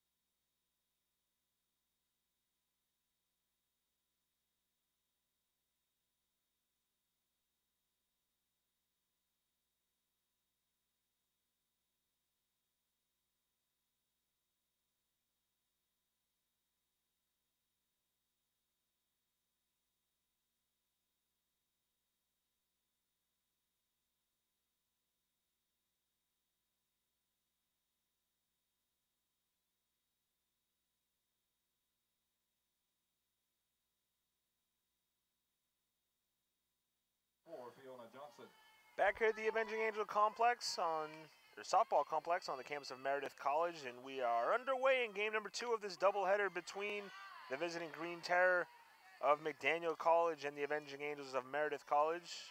Good afternoon to you and yours. My name is Bill Zioli. Glad you could be here with us or back with us for game number 2 of this doubleheader. As the count now is 0-2 to Fiona Johnson of McDaniel. Meredith won game number 1 by a final score of 4-0 on a complete game shutout, no-hitter, 1 walk by Taylor Jackson for the Avenging Angels. Fiona Johnson is the DP. She pitched in game number 1, got the loss. Here she is on a grounder right back to Morse, who has it. Throws on to first, and just in time for the out. Brings up the catcher, number 33, Peyton Lewis. So Peyton Lewis now up for the Green Terror. And everybody went 0 for McDaniel in game number 1. Peyton Lewis went 0 for 3. 3 flyouts. 1 to short, 1 to left, 1 to center for Peyton Lewis.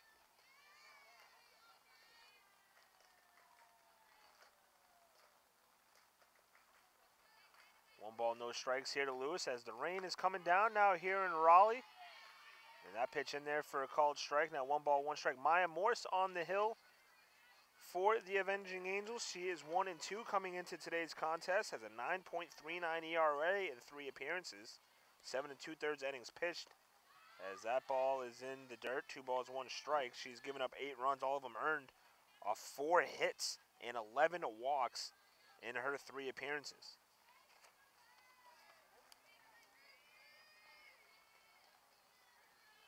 Here's the 2-1, and that hits the butt end of the bat. And no, it actually, the umpire says it hit Lewis. So Lewis goes down to first on the hit by pitch. Now batting, third baseman, number 35, Taylor Hishen. And now here's Taylor Hishen, third baseman for the the Green Terror.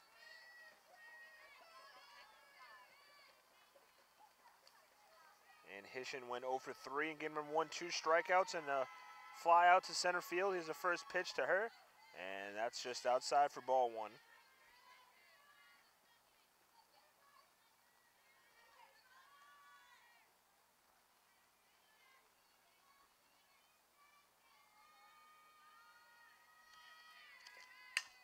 And there's a grounder right up the middle and into center field for a base hit, and McDaniel have their first hit of the afternoon, as they were no hit in the first game, and now 3 batters in here to game number 2.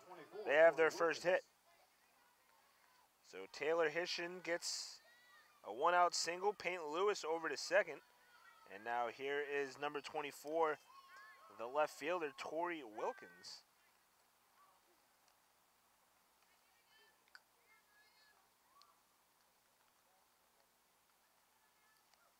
Tori Wilkins did not play in a game at number 1, junior out of Lutz, Florida.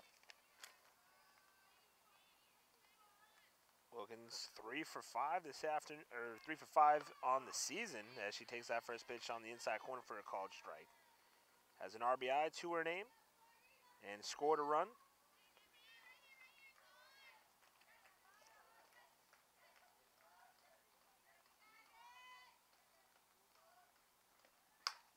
As this pitch is fouled right down the first baseline, so now the count, no balls in, 2 strikes to Wilkins.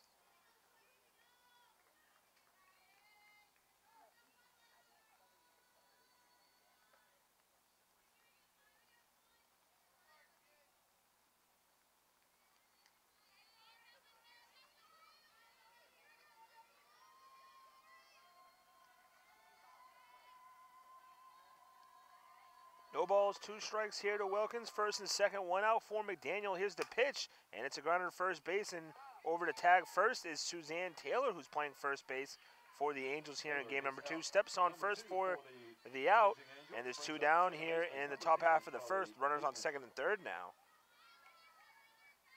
Over to second goes Hishen, and over to third goes Lewis, and now up to the plate is the second baseman, Carly Dykeman. And she went 0 for 2 in game number 1, grounded out to third and flew out to right field. Here's the first pitch from Morse, and it's high for ball 1. Defensively for the Avenging Angels, Bryce Smith is catching Maya Morse. Suzanne Taylor's at first, Charlie Cox at second, Kelsey Mabe at third, Buckland at third, as this is right back to Morse, who flips it on to first and in time for the out. So no runs off one hit batter, no errors, and 2 left on base for McDaniel in the top half of the first. So let's finish the defensive for Meredith, even though the inning is over. At third was Buckland, at short is Mabe, left is Annunziata, center is Watson, and right is Osina, and the DP is Aaron Artigues. And this is how the lineup, or the batting order, looks like for Meredith. Not a lot of changes for head coach Kim Scavone, except for some subs. Kelsey Mabe will lead off again. Erica Osina will bat second. Sarah Watson third. Buckland fourth. Annunziata fifth, so that stays the same. Bryce Smith catching, she'll bat sixth. Aaron Artigues moves down to seventh. She'll be the DP. Suzanne Taylor in for Julia Alsbrook at first base. She'll bat eighth. And Charlie Cox will bat ninth. And she's at second base. And then Maya Morse, of course, is the flex on the mound. And now pitching for the Green Terror is number 4, Paige Blair. And this looks like to be the first appearance for Paige Blair this season. The sophomore out of Cambridge, Maryland.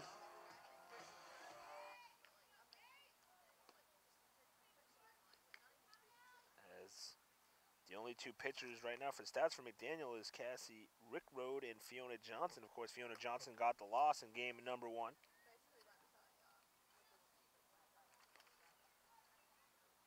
See if I can find some stats. If leading off, bottom of the first, Avenging Angel number 32, your shortstop. Blair pitched last season for McDaniel.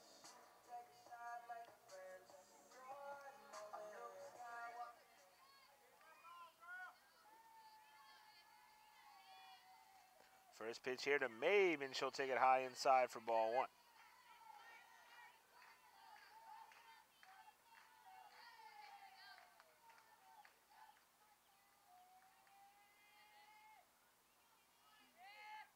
Mabe slaps this one to center field, and this will get into the glove of Morgan Scardina, the center fielder.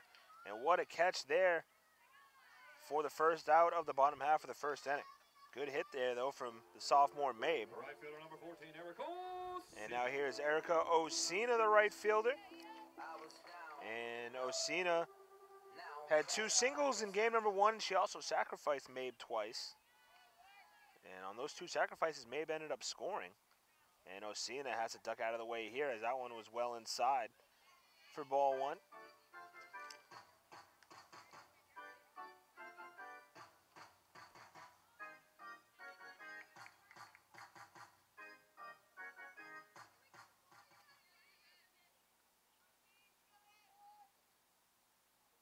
Here's the 1-0, and this one short of the plate in the dirt, ball 2.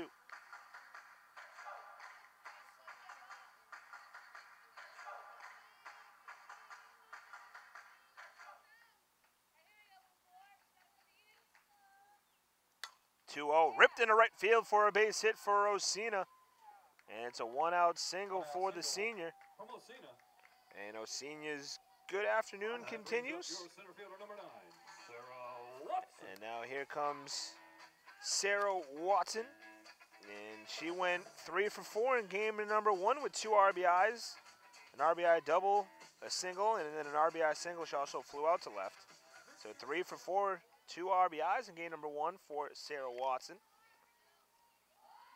She is with a runner on first, 1 out here in the bottom half of the first inning, and she shows bunt.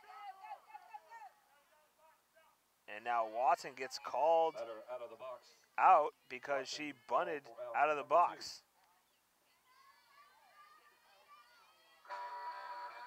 So Watson, I'm really trying to put that in my scorebook. Say automatic out. Or hitter interference, maybe. Now here's Brittany Buckland. First pitch outside for ball one.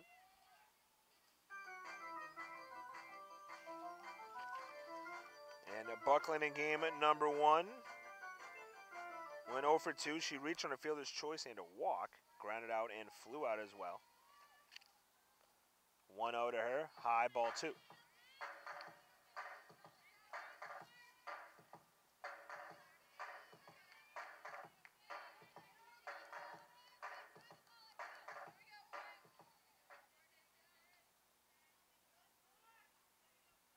2-0, and Osina runs. It's a high fly ball left field. This ball is back, and gone. 2-run home run for Brittany Buckland. Cleveland High School's own. And the Avenging Angels take a 2-0 lead here in the first inning on a scorcher to left field by the senior Brittany Buckland.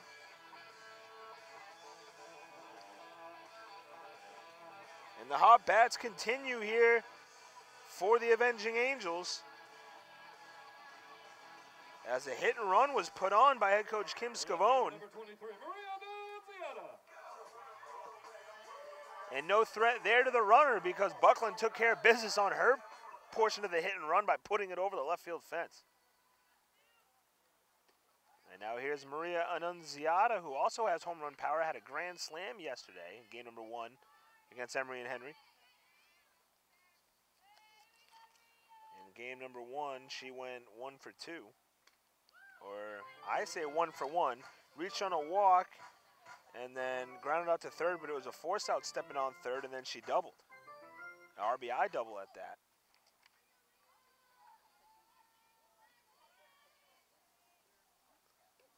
(2-0) in the dirt. That one just got away from Blair. So now the count 3 balls, no strikes to Annunziata.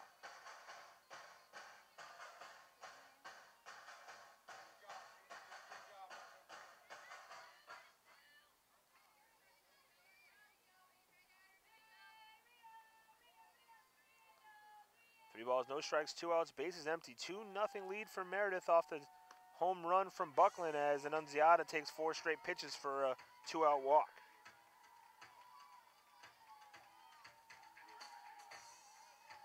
So tough start to the first appearance here for Blair. Coming to the plate, your catcher number 8, Bryce Smith. And now here is Bryce Smith. Junior catcher out of Red Springs, North Carolina, did not play in the game at number 1. And Bryce Smith is 1 for 9 on the season. First pitch well outside, but swinging and missing for strike 1.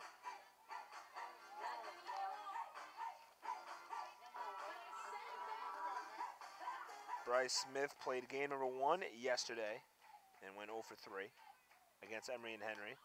And it's a short pop-up coming right in front of the scores table, and a great catch by the catcher, Peyton Lewis, as she's able to hang on, and that ends the inning.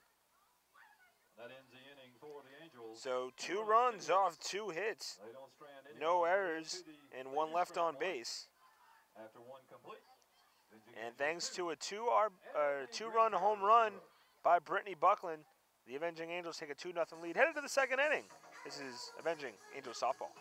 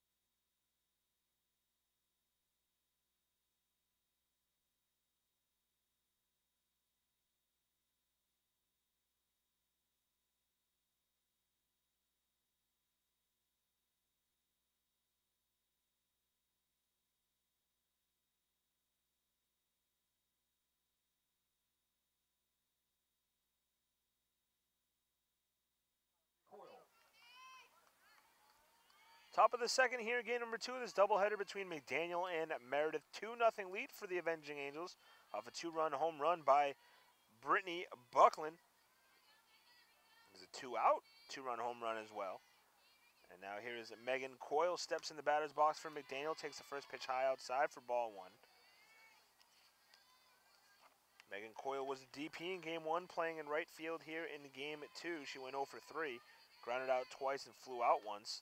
And this one just inside, had to spin out of the way. Now 2 balls, no strikes.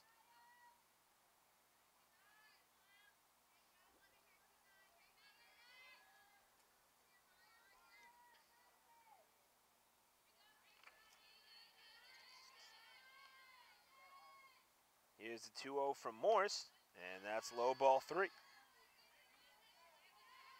Coyle, sophomore out of Las Vegas, Nevada, listed as a catcher, but playing right field, I believe, here in game number 2. And the 3-0 taken all the way is Coyle, but right down the pipe from Morse. Now the count 3 balls, 1 strike.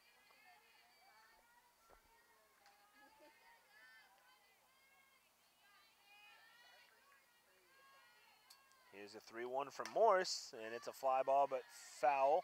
And now the count full after Morse fell behind 3-0.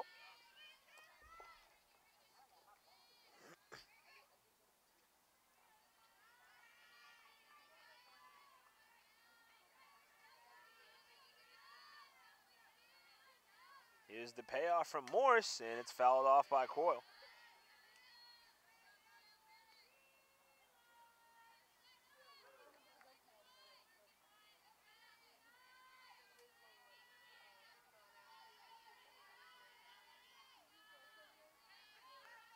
Three balls, 2 strikes, no outs. Bases empty here in the top of the second for the leadoff hitter Coyle.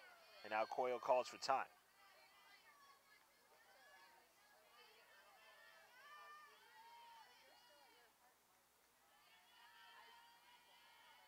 Now here's the payoff from Morrison. It's well high, and she walks Coyle to start the second. Leadoff walk for Coyle brings up the center fielder, number 21, Morgan Scardina. Now here is Morgan Scardina, the center fielder. And Scardina did not bat in game number 1, but she came in for a defensive sub. And here's her first at-bat of the afternoon. The senior from Pasadena, Maryland, takes that first pitch outside for a ball. And Scardina looking for her first hit on the season, 0 for 7 with a strikeout. Here's the 1-0, and that's in there for a called strike.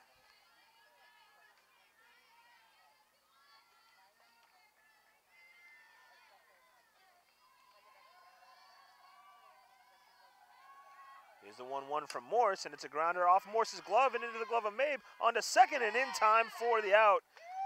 Good cover by Cox and good job by Mabe adjusting off the ball tipped by Morse's glove. And there's one out here for the Green Terror in the second. Now brings up first baseman number 32, Alicia Wagner. So Scardina reaches on the fielder's choice. And now here is Alicia Wagner, the first baseman. First pitch to her is in there on the outside corner for a called strike. Wagner 0 for 2 in game number 1, struck out looking and flew out to left.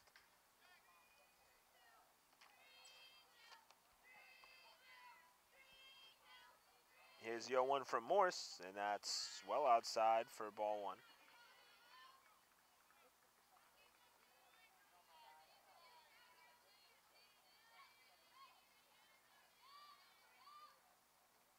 Here's the 1-1, and rip foul hits the inside leg of the first base coach for McDaniel. And now they count 1 ball, 2 strikes.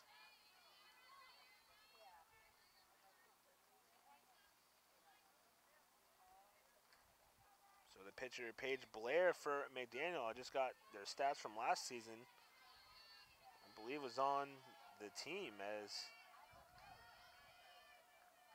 Now listen to the stats here, and another rip foul as Wagner now 2 rip foul balls into her own dugout.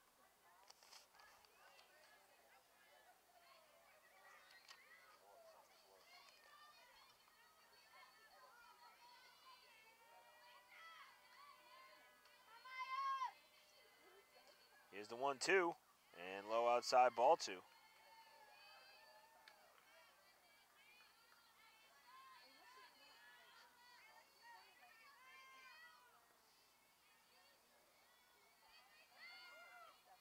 Two balls, 2 strikes, 1 out. 1 runner on first for McDaniel. They trail 2-0 as Wagner rips it right past Cox into right field. And I want to say that's probably an E4 there. Brings up shortstop, number 17, Haley Michael.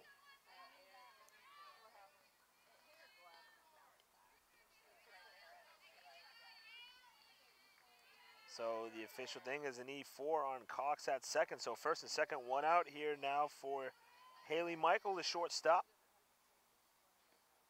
And first pitch in the dirt for ball 1, and off to third goes Scardina. And Scardina gets thrown out.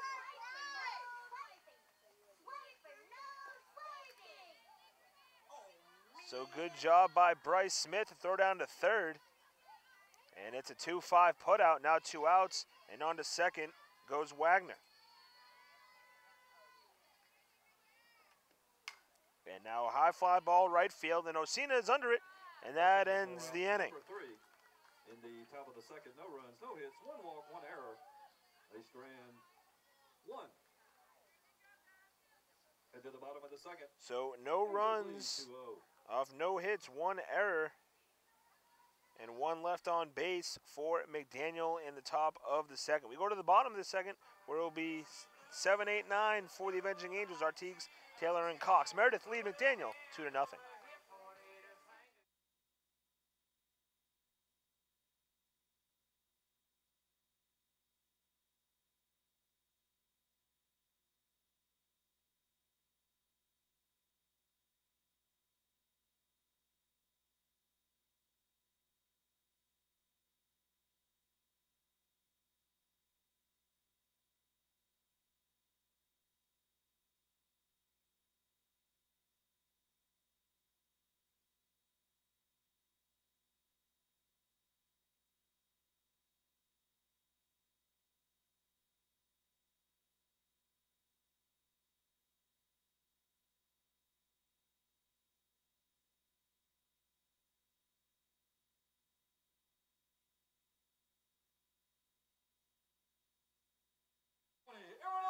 Bottom of the second, 2-0 Meredith over McDaniel College here in game number 2 of this doubleheader. Meredith won the first one 4-0. Here's Aaron Artigues, who played second in game number 1. Now the DP in game number 2 takes the first pitch in there for a called strike 1.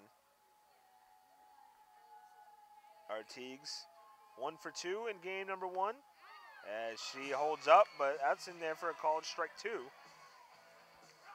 Artigues struck out swinging, singled, and walked in game number 1.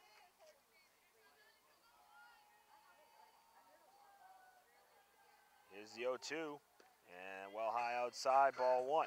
Artigues had a solo home run yesterday in the 9-0 game 1 win over Emory and Henry.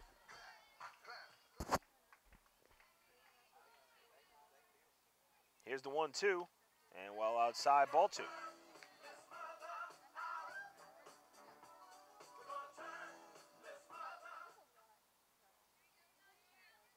Balls, 2 strikes, no outs, base is empty. Here's the pitch from Blair, and foul tipped, and Artigues stays alive.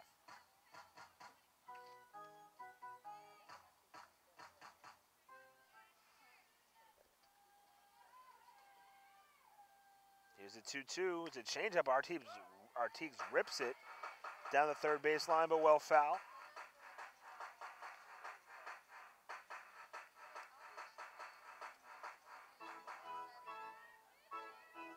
Meredith are on the road midweek on Wednesday as they travel to Guilford College, doubleheader against Guilford before home again next Saturday and Sunday to start USA South Conference play. Here's the 2-2, and Artigues rips this into center field on a diving attempt from Haley Michael at short, but it's a Leadoff single for Aaron Artigues. Brings up your first baseman, number 25, Suzanne Taylor. And now here is Suzanne Taylor. Did not play in game number 1. Suzanne Taylor pinched hit in game number 2 against Emery and Henry. And she went 0 for 1. And Suzanne Taylor on the year is 0 for 5. So she's looking for her first hit of the season. And that'll do it for Paige Blair. And now incoming to pitch is number 45, Cassie Rickroad, who has pitched this year for the Green Terror. Ladies and gentlemen, your attention please. Now pitching for the Green Terror, number 45, Cassie Rickroad. Cassie Rickroad is 0-0 on the season and 2 appearances. She started 1 game yesterday. She went 8 innings. She pitched both games, but started 1 of them. She went 8 innings total, letting up 4 runs. 2 of them earned off 6 hits, walked 1, struck out 7, and let up a home run. So a tough start to her McDaniel career for Paige Blair. And her official line score now will be 1 full innings pitched, letting up 3 hits, 2 runs, both of them being earned on the Brittany Buckland home run. And she walked 1, didn't strike out anyone. So now here's Cassie Rickroad, and to the plate comes Suzanne Taylor looking for her first hit on the season.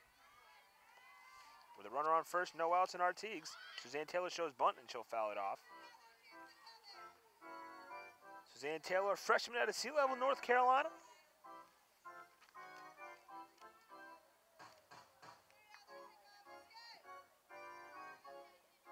Again, 0 for 5 with a strikeout this season for Taylor. Here's the 0-1 from Rickroad, and that's low in the dirt, ball 1. Cassie Rickroad, a sophomore from Hanover, Pennsylvania. Again, pitched in both games yesterday, 8 total innings. Taylor shows bunt again. This time gets it down. Rickroad has to get there. Does. Throws on to first in time for the out. Good cover by the second baseman, Dykeman. And the sack. Taylor does her job and sacrifices Artigues over to second. Second baseman, number 15, Charlie Cox. Now here's Charlie Cox, the second baseman.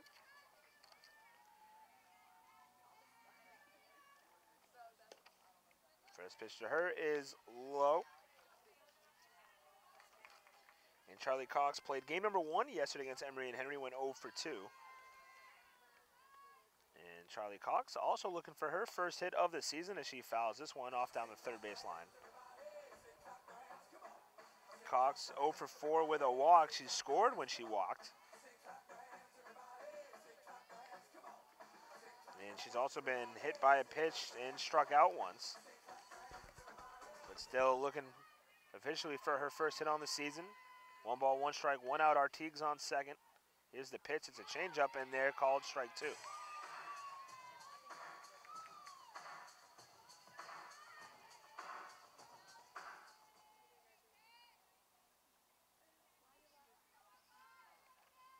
Here's the 1-2 from Rickroad, and Cox fouls it off.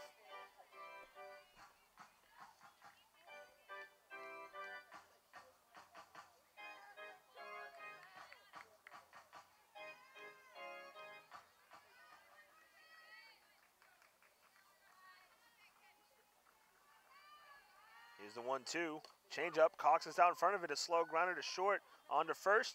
And in time for the out. Good play there by the shortstop, Haley Michael, to charge that one. And there's 2 outs here in the second. Now here comes Kelsey Mabe. Flew out to center in the first.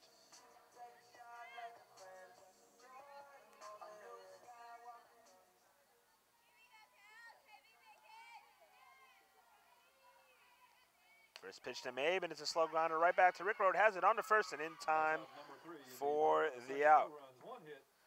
So no runs off, 1 hit, no errors, 1 left on for the Angels in the bottom half of the second. We go to the third. It's Meredith 2, McDaniel nothing. This is Avenging Angel softball.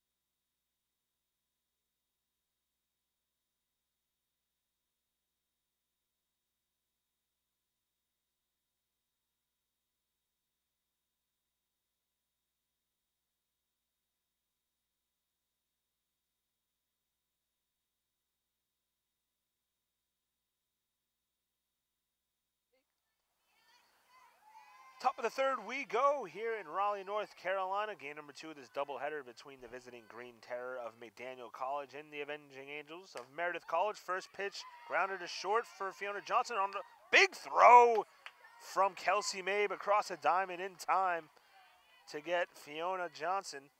And one pitch, one up, one down for McDaniel here in the third. Brings up the catcher, number 33, Peyton Lewis. Now here's Peyton Lewis, who was hit by a pitch in the first inning and was forced out at third base.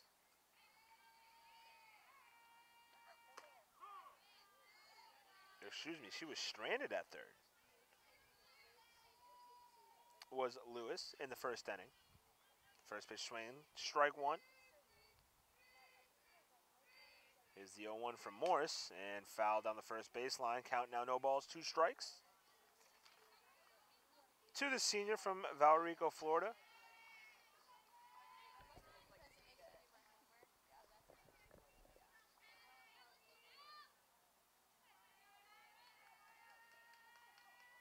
Here's the 0-2, and it's low in the dirt, ball 1. Rain has held up for most of today.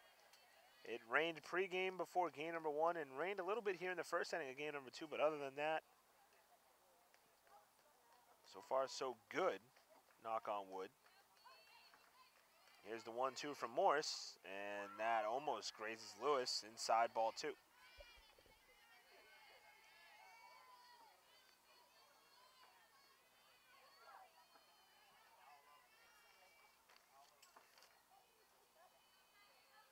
Here's the 2-2 from Morris, and it's a good hit, a ball into right field, and right in front of Osina, and that gets down for a base hit. So 1 out single for Peyton Lewis, and that brings up the third baseman Taylor Hishon, who's 1 for 1 here in game number 2, singled in the first.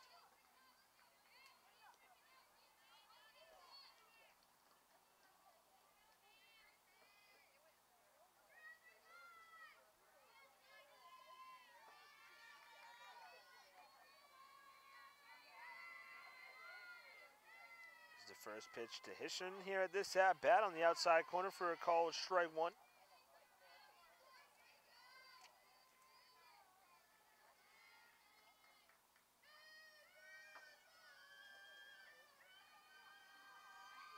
Here's the 0-1 from Morris.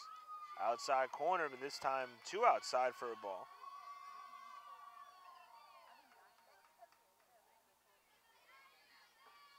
Two 0 Meredith here in the top of the third, thanks to a 2-run homer by Brittany Buckland in the first inning. Here's the 1-1 from Morris, swung on and missed, strike 2. 1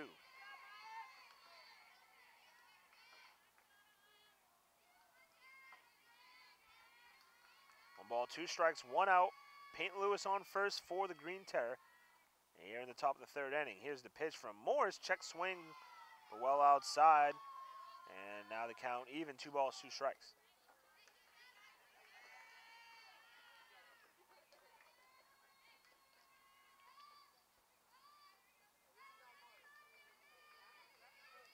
Here's the 2-2 from Morris, and grounder right back to Morris.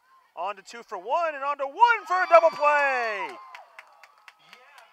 1-6-3 double play, and that'll do it for the Green Terror in the top of the third. Double play to end the inning. In the top of the third, no runs, 1 hit, no one left on. So no runs off, 1 hit, no errors, and none left on for the Green Terror in the top half of the third inning. We go to the bottom half, where it's Meredith 2, McDaniel nothing. This is Avenging Angel softball.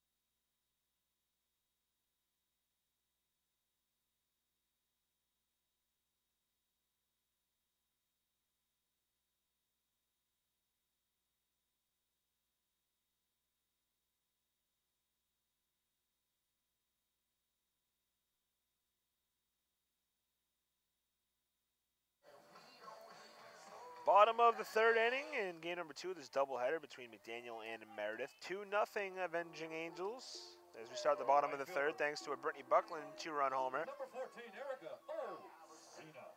Now here is Erica Osina, who singled and scored on that 2-run home run by Buckland back in the first. First pitch to her, blowing outside for ball 1.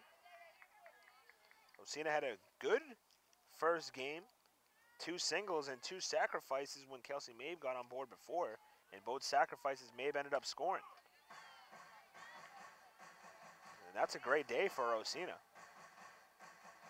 Little things matter in softball, sacrifice bunts for sure. There's that second pitch in there for a college strike. Here's the 1-1, and Osina rips this to the third baseman Hitchen on to first in time for the out.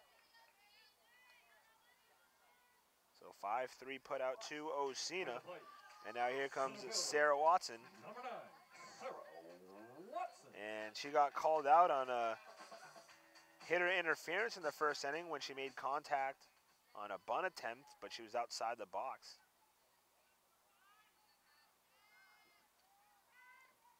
And now she swings at this one, right back to the pitcher, to Rick Road, and on to first for the out. Third baseman, number 1. So just like that, 2 up, 2 down for the Angels, and now here comes Cleveland High School's own Brittany Buckland, who had the 2-run homer, which is the difference so far here in game 2. Back in the first inning over the left field wall.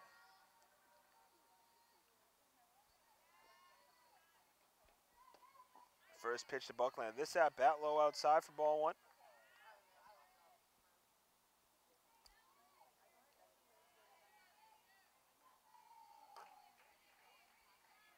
Here's the 1-0, and Buckland left field, and it will fall foul. And she indeed does have the power, as she showed it off in the first inning.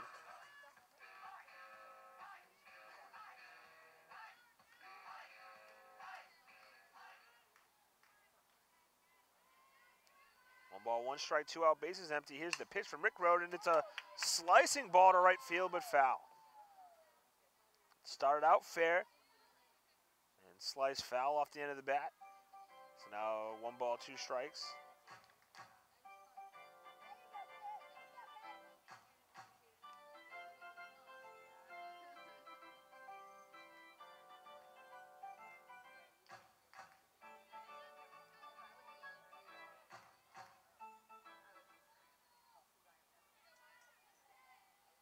Here's the 1-2 from Rick Road, and it's short of the plate in the dirt.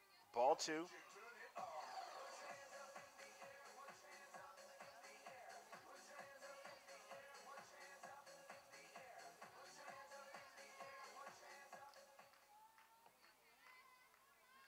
Two count, 2 outs. Here's the pitch, and it's in the dirt again. Ball 3. And now the count full to Brittany Buckland. That 2-run homer was off the starter, Paige Blair. So this is the first time Buckland has faced Rick Road. Here's the payoff, and it's low, ball 4. And it's a 2-out walk for Brittany Buckland. And now that brings up Maria Annunciata, who walked in the first. And she also has power. Showed it yesterday in the Game 1 Grand Slam against Emory and Henry.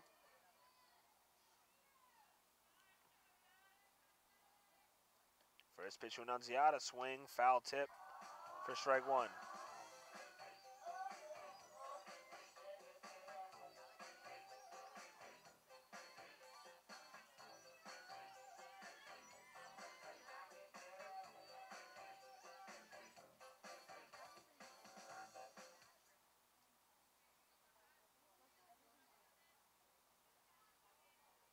Here's the 0-1 from Rick Road, and that's in the dirt, ball 2.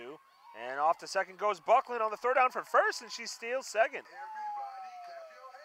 So Buckland hesitated when she was off the bag, and Lewis threw down to first, and Buckland took off for second. And gets into second base safely, so steal there for Brittany Buckland. And now a runner in scoring position here for Maria Annunziata.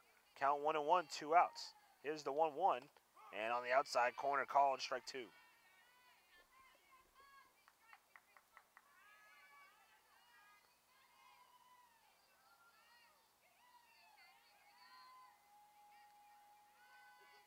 1-2 from Rick Road, and it's a grounder but foul down the third base line as Annunziata stays alive.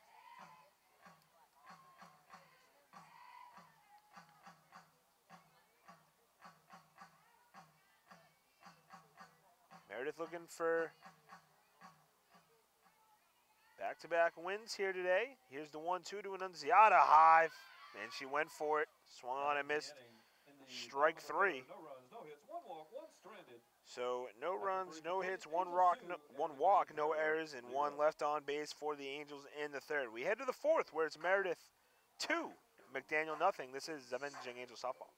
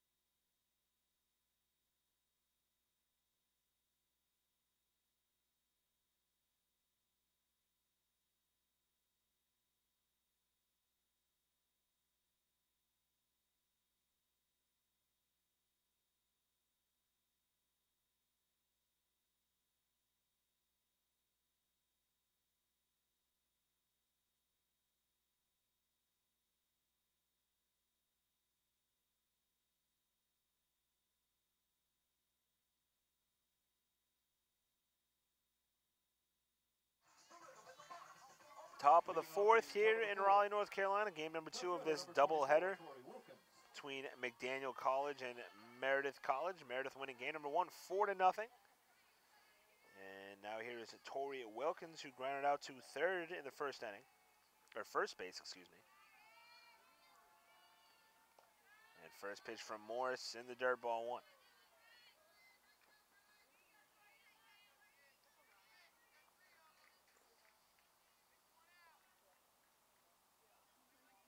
Daniel has some base runners here in game number 2, unlike game number 1, only had 1 base runner, and it was a walk. Everybody else got out on a complete game no-hitter from Taylor Jackson. She was 1 strike away from a perfect game.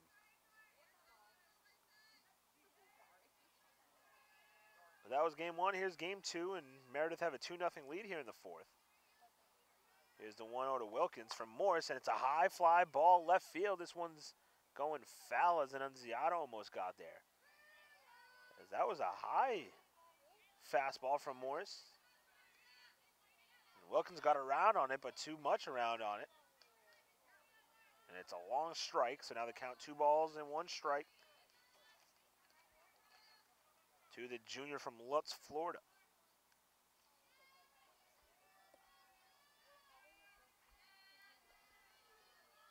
Here's a 2-1 from Morris, and that's in the dirt, ball 3.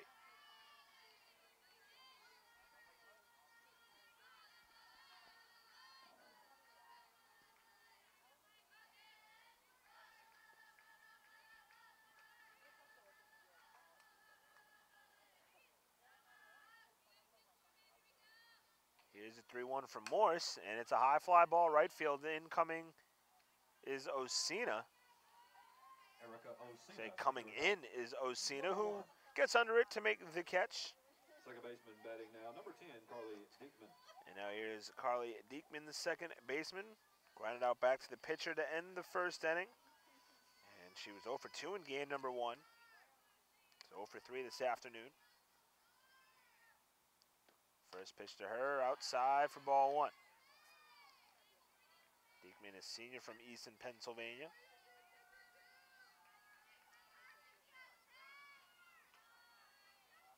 Here's the 1-0 from Morris, and that's low outside, ball 2.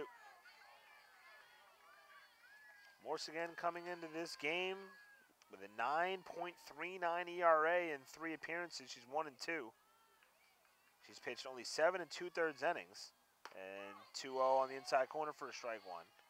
She's let up 8 earned, 8 total runs, all of them earned, only off 4 hits. She's walked 11 batters coming into today's appearance. Here's the 2-1, and that's low in the dirt, ball 3.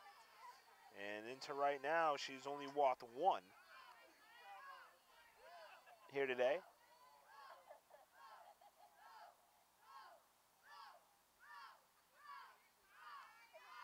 Here's the 3-1 from Morse, and that's outside ball 4. And now make that 2 walks here in game number 2 for Maya Morse. Dickman brings up the right fielder, number 29, Megan Coyle.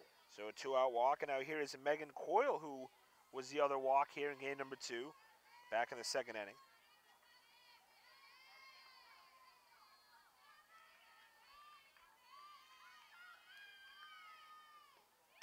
And well inside to Coyle for ball 1. And Morris has some good stuff, just her control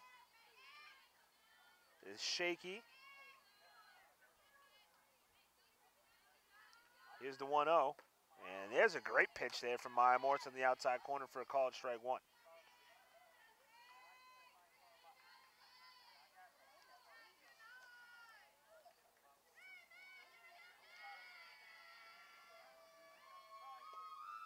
This one just outside for ball 2. Morris, a sophomore out of Ashe, North Carolina, at West Brunswick High School.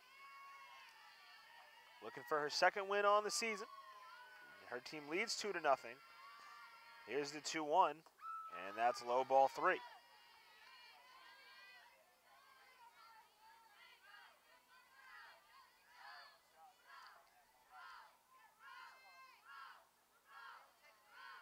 Here's a 3-1 to Coyle, and that's in there for a called strike 2. Now the count full.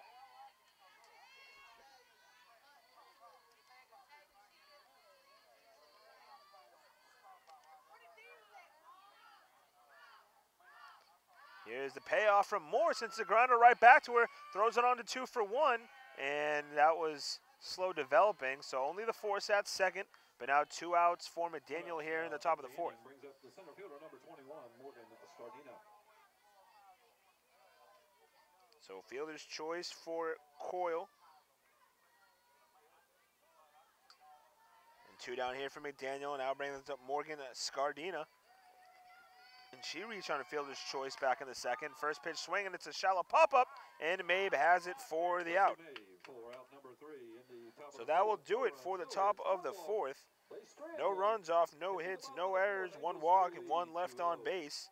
And we head to the bottom half of the 4th. It's Meredith 2, McDaniel nothing. This is Avenging Angels softball.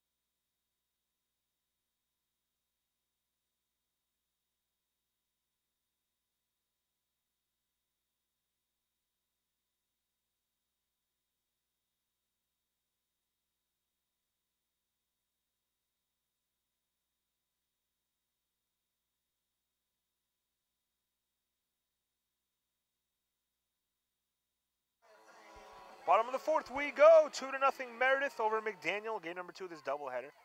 Won the first game 4-0. Here's Bryce Smith. First pitch to her, the dirt ball 1. Bryce Smith popped out to the catcher to end the 1st inning on a good play there by Peyton Lewis, who caught it right in front of us here at the scores table. And that pitch on the outside corner, strike 1.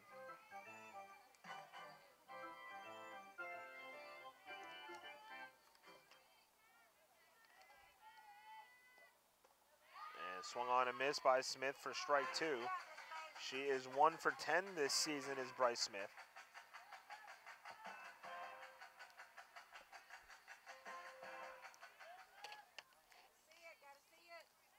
Here's the 1-2 from Rick Rhodes. Swung on and missed, strike 3.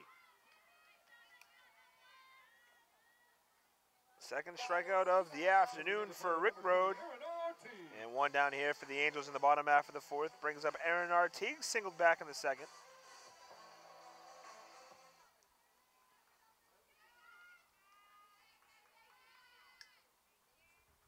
First pitch to Artigues is low for ball one.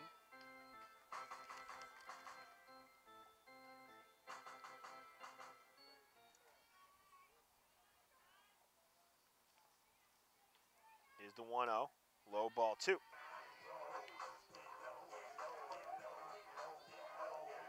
Artigues was 0 for heading into yesterday's doubleheader. Her lone hit before today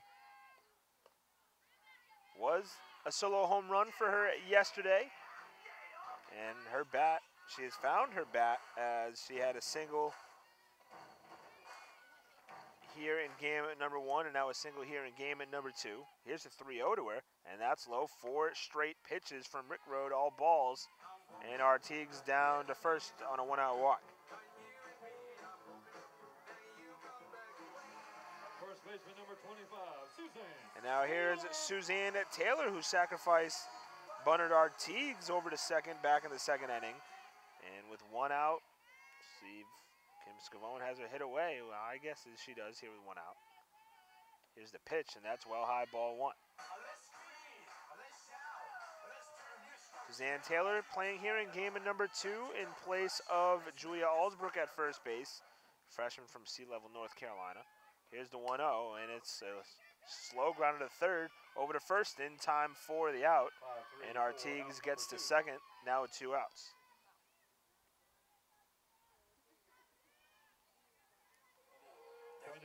So now here's Charlie Cox, grounded out to short in the second. And Charlie Cox still looking for her first hit of the season. The junior out of Princeton, New Jersey, takes that first pitch for a called strike.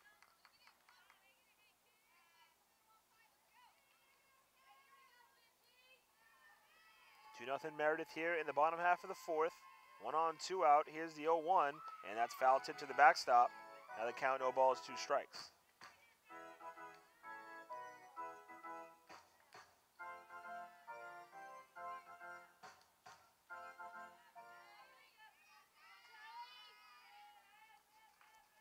Here's the 0-2, and that's well high, ball 1.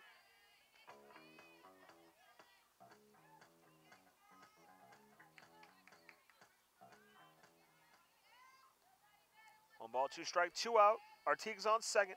2-0 Meredith lead here in the bottom of the fourth. Here's the pitch, and right up the middle and into left field or center field for a base hit. Artigues rounds third, headed for home. Here's the throw, and Artigues will be safe. And on to second goes Charlie Cox, and Cox has her first hit of the season. It's an RBI single plus as she got to second on the throw home, and it's 3-0 Meredith here in the fourth. Shortstop number 32, Kelsey May.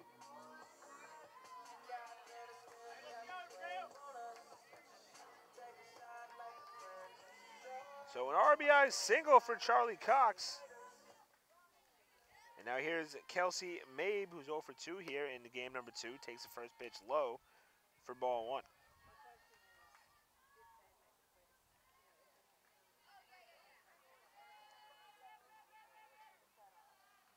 Here's the 1-0. And Mabe, this one gets past Lewis, and down to third goes Cox. Now the count now 2-0 here to Kelsey Mabe. Off the wild pitch.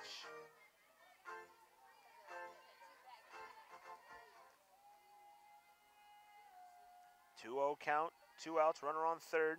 And Mabe slaps us right back to the pitcher. Rick Road on to first in time for the out, and that ends the inning. That's out number 3 in the bottom of the fourth. Angels. So 1 run off 1 hit, no errors, 1 walk, and 1 left on base, but they get a run across the plate. And now the lead is 3. Meredith 3, McDaniel nothing. Headed to the 5th. This is Avenging Angels Softball.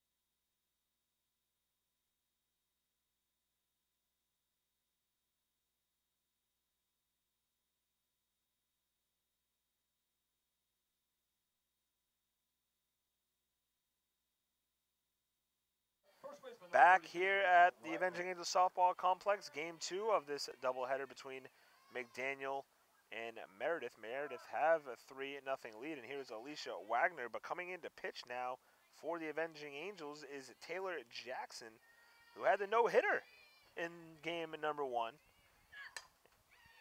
And there's a line drive to Cox, and on to first in time for the out. For out number 1. So 4-3 put out. Shortstop, number 17, Haley Michael. And would have had a perfect game, Taylor Jackson, if not for one walk. And I believe that walk came in the 5th inning. Now here's Haley Michael 0 for 1 today. Or here in game number 2, I should say. She flew out to right field. 0 for 3 on the day is Michael. First pitch, high and outside, ball 1. Here's the 1-0, and there on the inside corner for a called strike. Final line here for Maya Morse, as she went 4 complete innings, walking 2, no strikeouts, no runs, as that pitch is high inside for a ball, and letting up 2 hits. So good outing for Maya Morse. Again, only walked 2, only lit up 2 hits, no runs, no strikeouts, and she has a 3-0 lead. Here's the 2-1, and that's high outside, ball 3.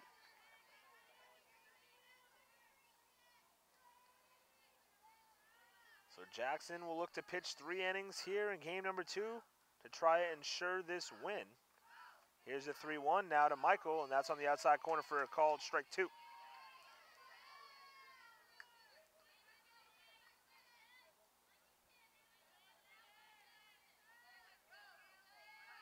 And Jackson pitched 8 2/3 yesterday. And here's the payoff, swung on strike 3 by Michael. That's strikeout number 1 for Taylor Jackson. For out number 2, brings up the top of the order, designated player number 44, Fiona Johnson. So now here's Fiona Johnson, who's 0 for 2 and 0 for 2 in this game, 0 for 5 total. Taylor Jackson, again, I said 8 2/3 yesterday, and she already pitched 7 here today.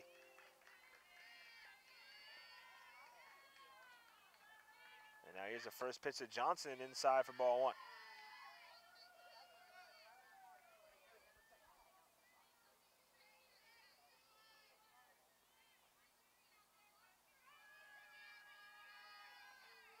Here's a 1-0 from Jackson. It's a high fly ball left field. Back goes Annunziata, who makes the catch and ends the inning. So 1, 2, 3 for Taylor Jackson and the Avenging Angels. And Jackson coming back right where she led off, going 1, 2, 3 off that fly out to right field. So no runs, no hits, no errors, none left on for McDaniel. 3-0 Meredith as we head to the bottom of the 5th. This is Avenging Angel softball.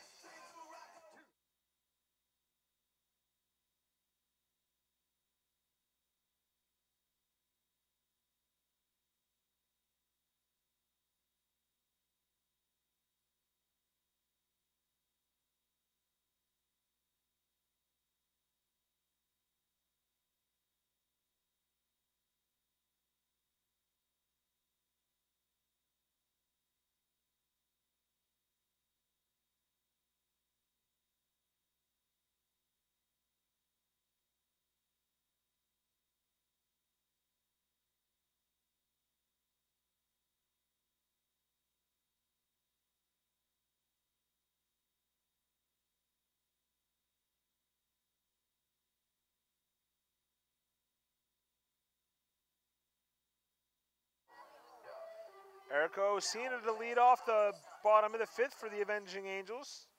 1 for 2 here in game number 2. Singleton scored in the first off the Brittany Buckland 2-run homer and grounded out to third in the 3rd. Did not like that call as she takes the first pitch inside for a called strike 1.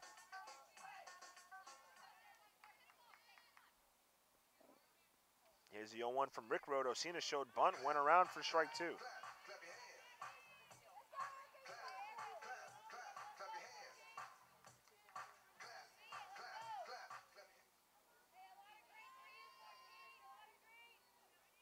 Here's the 0-2 from Rick Road, low for ball 1.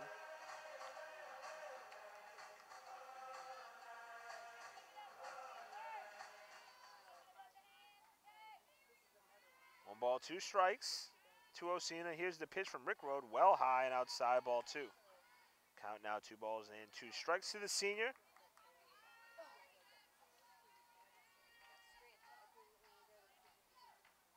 Here's the 2-2, and Osina pops it up.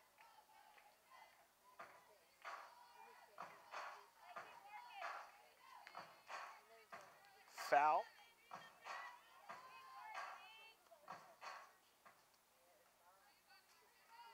Here's the 2-2, and that's low in the dirt, ball 3.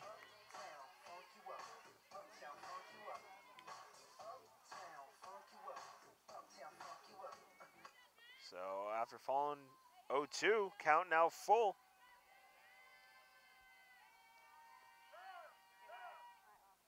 Now time called by home plate umpire.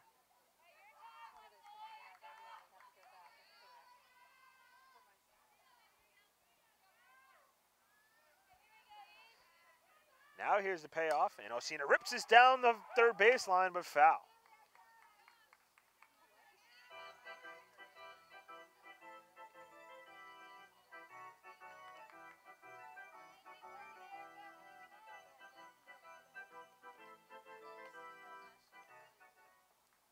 Game moving right along now as we're in the bottom of the 5th. 3-0 Meredith lead. 3-2 count here, no outs, bases empty. Here's the pitch, low, ball 4, and after being down 0-2, Osina draws a leadoff walk. Center fielder number 9, Sarah. Now here is Sarah Watson 0 for 2 here in game number 2. Got called for a hitter interference off a bunt attempt outside the box and grounded out back to the pitcher in the 3rd.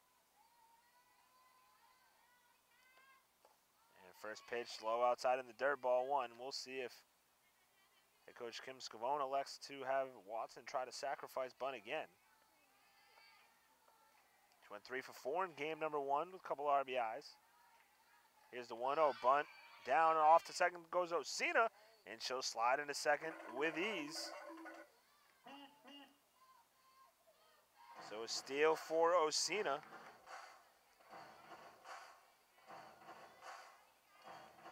Now they count 2 balls, no strikes to Sarah Watson as that last pitch was low. Here's the 2-0, and Watson slap hits off the glove of the shortstop, Haley Michael. And that's an error, I would think. Now batting. Third baseman, number 1, Right. Brittany. So yeah, so an E6 charge to Haley Michael, and Watson reached first, and now here's Brittany Buckland into the batter's box with no outs and 2 on. She had a 2-run home run in the 1st. And she takes the first pitch on the outside corner, call for strike 1. Osina stays on second as that ball was ripped by Watson to the shortstop. So first and second, no outs for Brittany Buckland. Here's the 0-1, and swung on and missed, strike 2.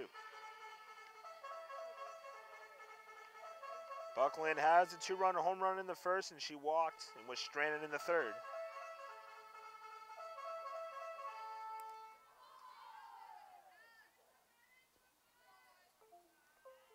Here's the 0-2, and Buckland rips this over the second baseman's head into right field. Osina rounds 3rd. Here comes the throw, and that's cut off.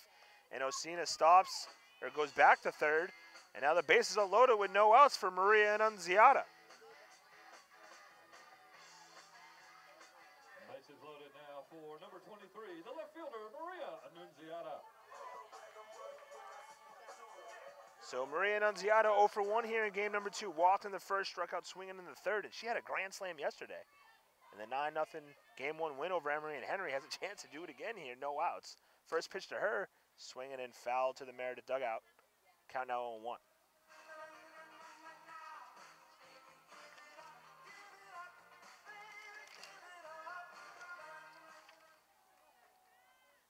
Annunziata had an RBI double in game number 1 today.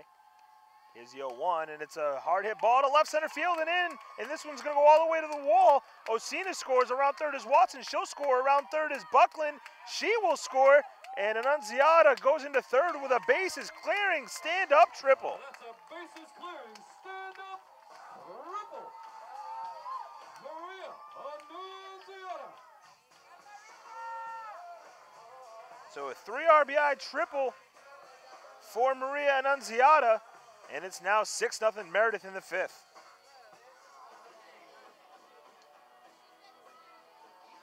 Well, that brings up your catcher, number 8, Bryce Smith.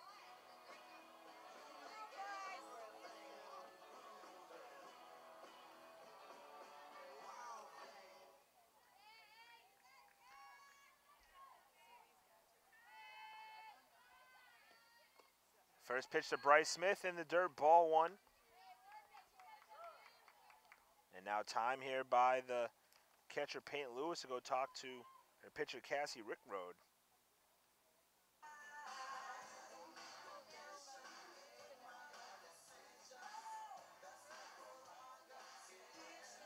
But a base clearing 3 RBI triple by Maria Annunziata. And now her team leading RBI total increases. As she has now 10 on the season. As that one is low and inside to Bryce Smith for ball 2.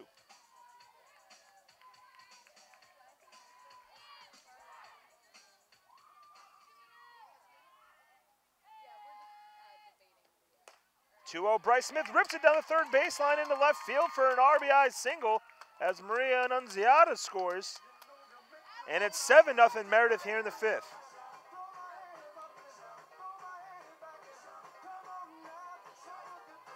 And still no outs here in the bottom half of the 5th. So one more run ends it here for the Avenging Angels.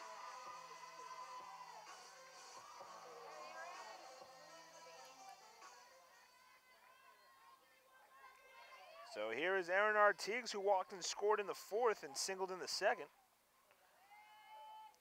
First pitch to her, low inside, ball 1. And if Bryce Smith can get around the bases here, this game will end.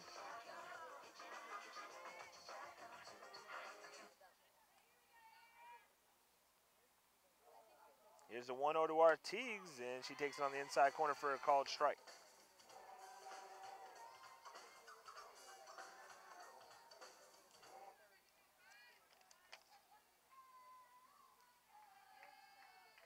Here's the 1-1 from Rickroad, and Artigues takes it in the dirt, ball 2.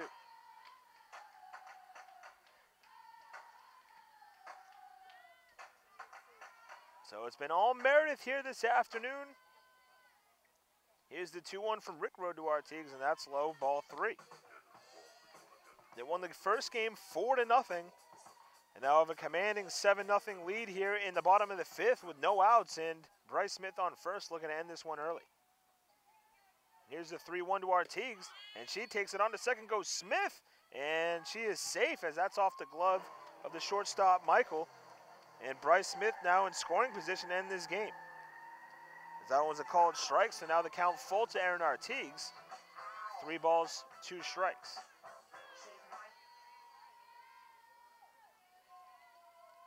Here's the payoff from Rickroad, and Artigues, it's a slow grounder to third base, on to first, in time for the out, on to third goes Smith, and she's safe. So a 5-3 put out to Artigues, but Bryce Smith gets over to third, and now Suzanne Taylor has a chance to end this game as a winning run is on third base. And the winning run, I mean the winning run to make it 8-0 here in 5 innings. Here's the first pitch to Taylor, and that's low outside, ball 1.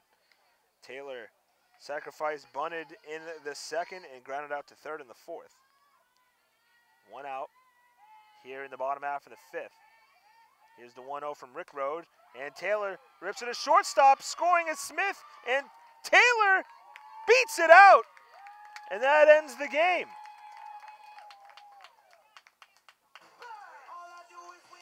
So Bryce Smith scores, and the Angels score 5 here in the 5th inning to make it 8-0, and that's an 8-0 win for the Avenging Angels in 5 innings. Game number 2, 7-0.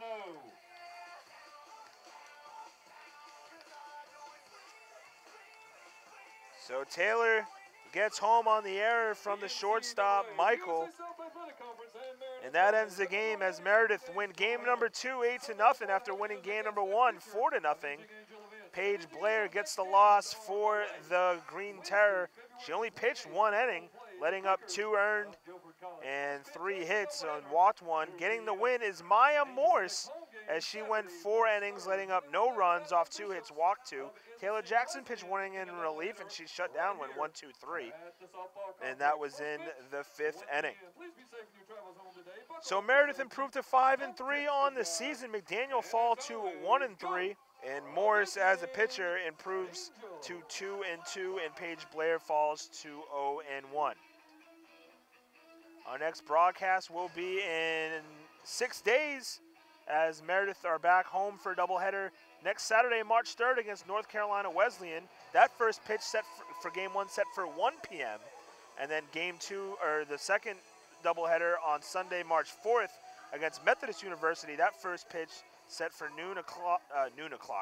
12 o'clock noon on Sunday, March 4th. But the next broadcast will be Saturday, March 3rd, as the Avenging Angels will take on North Carolina Wesleyan. Again, game 1 set for 1 o'clock p.m., but Meredith will be in action midweek as they travel to Guilford out in Greensboro, where they will take on Guilford College on Wednesday.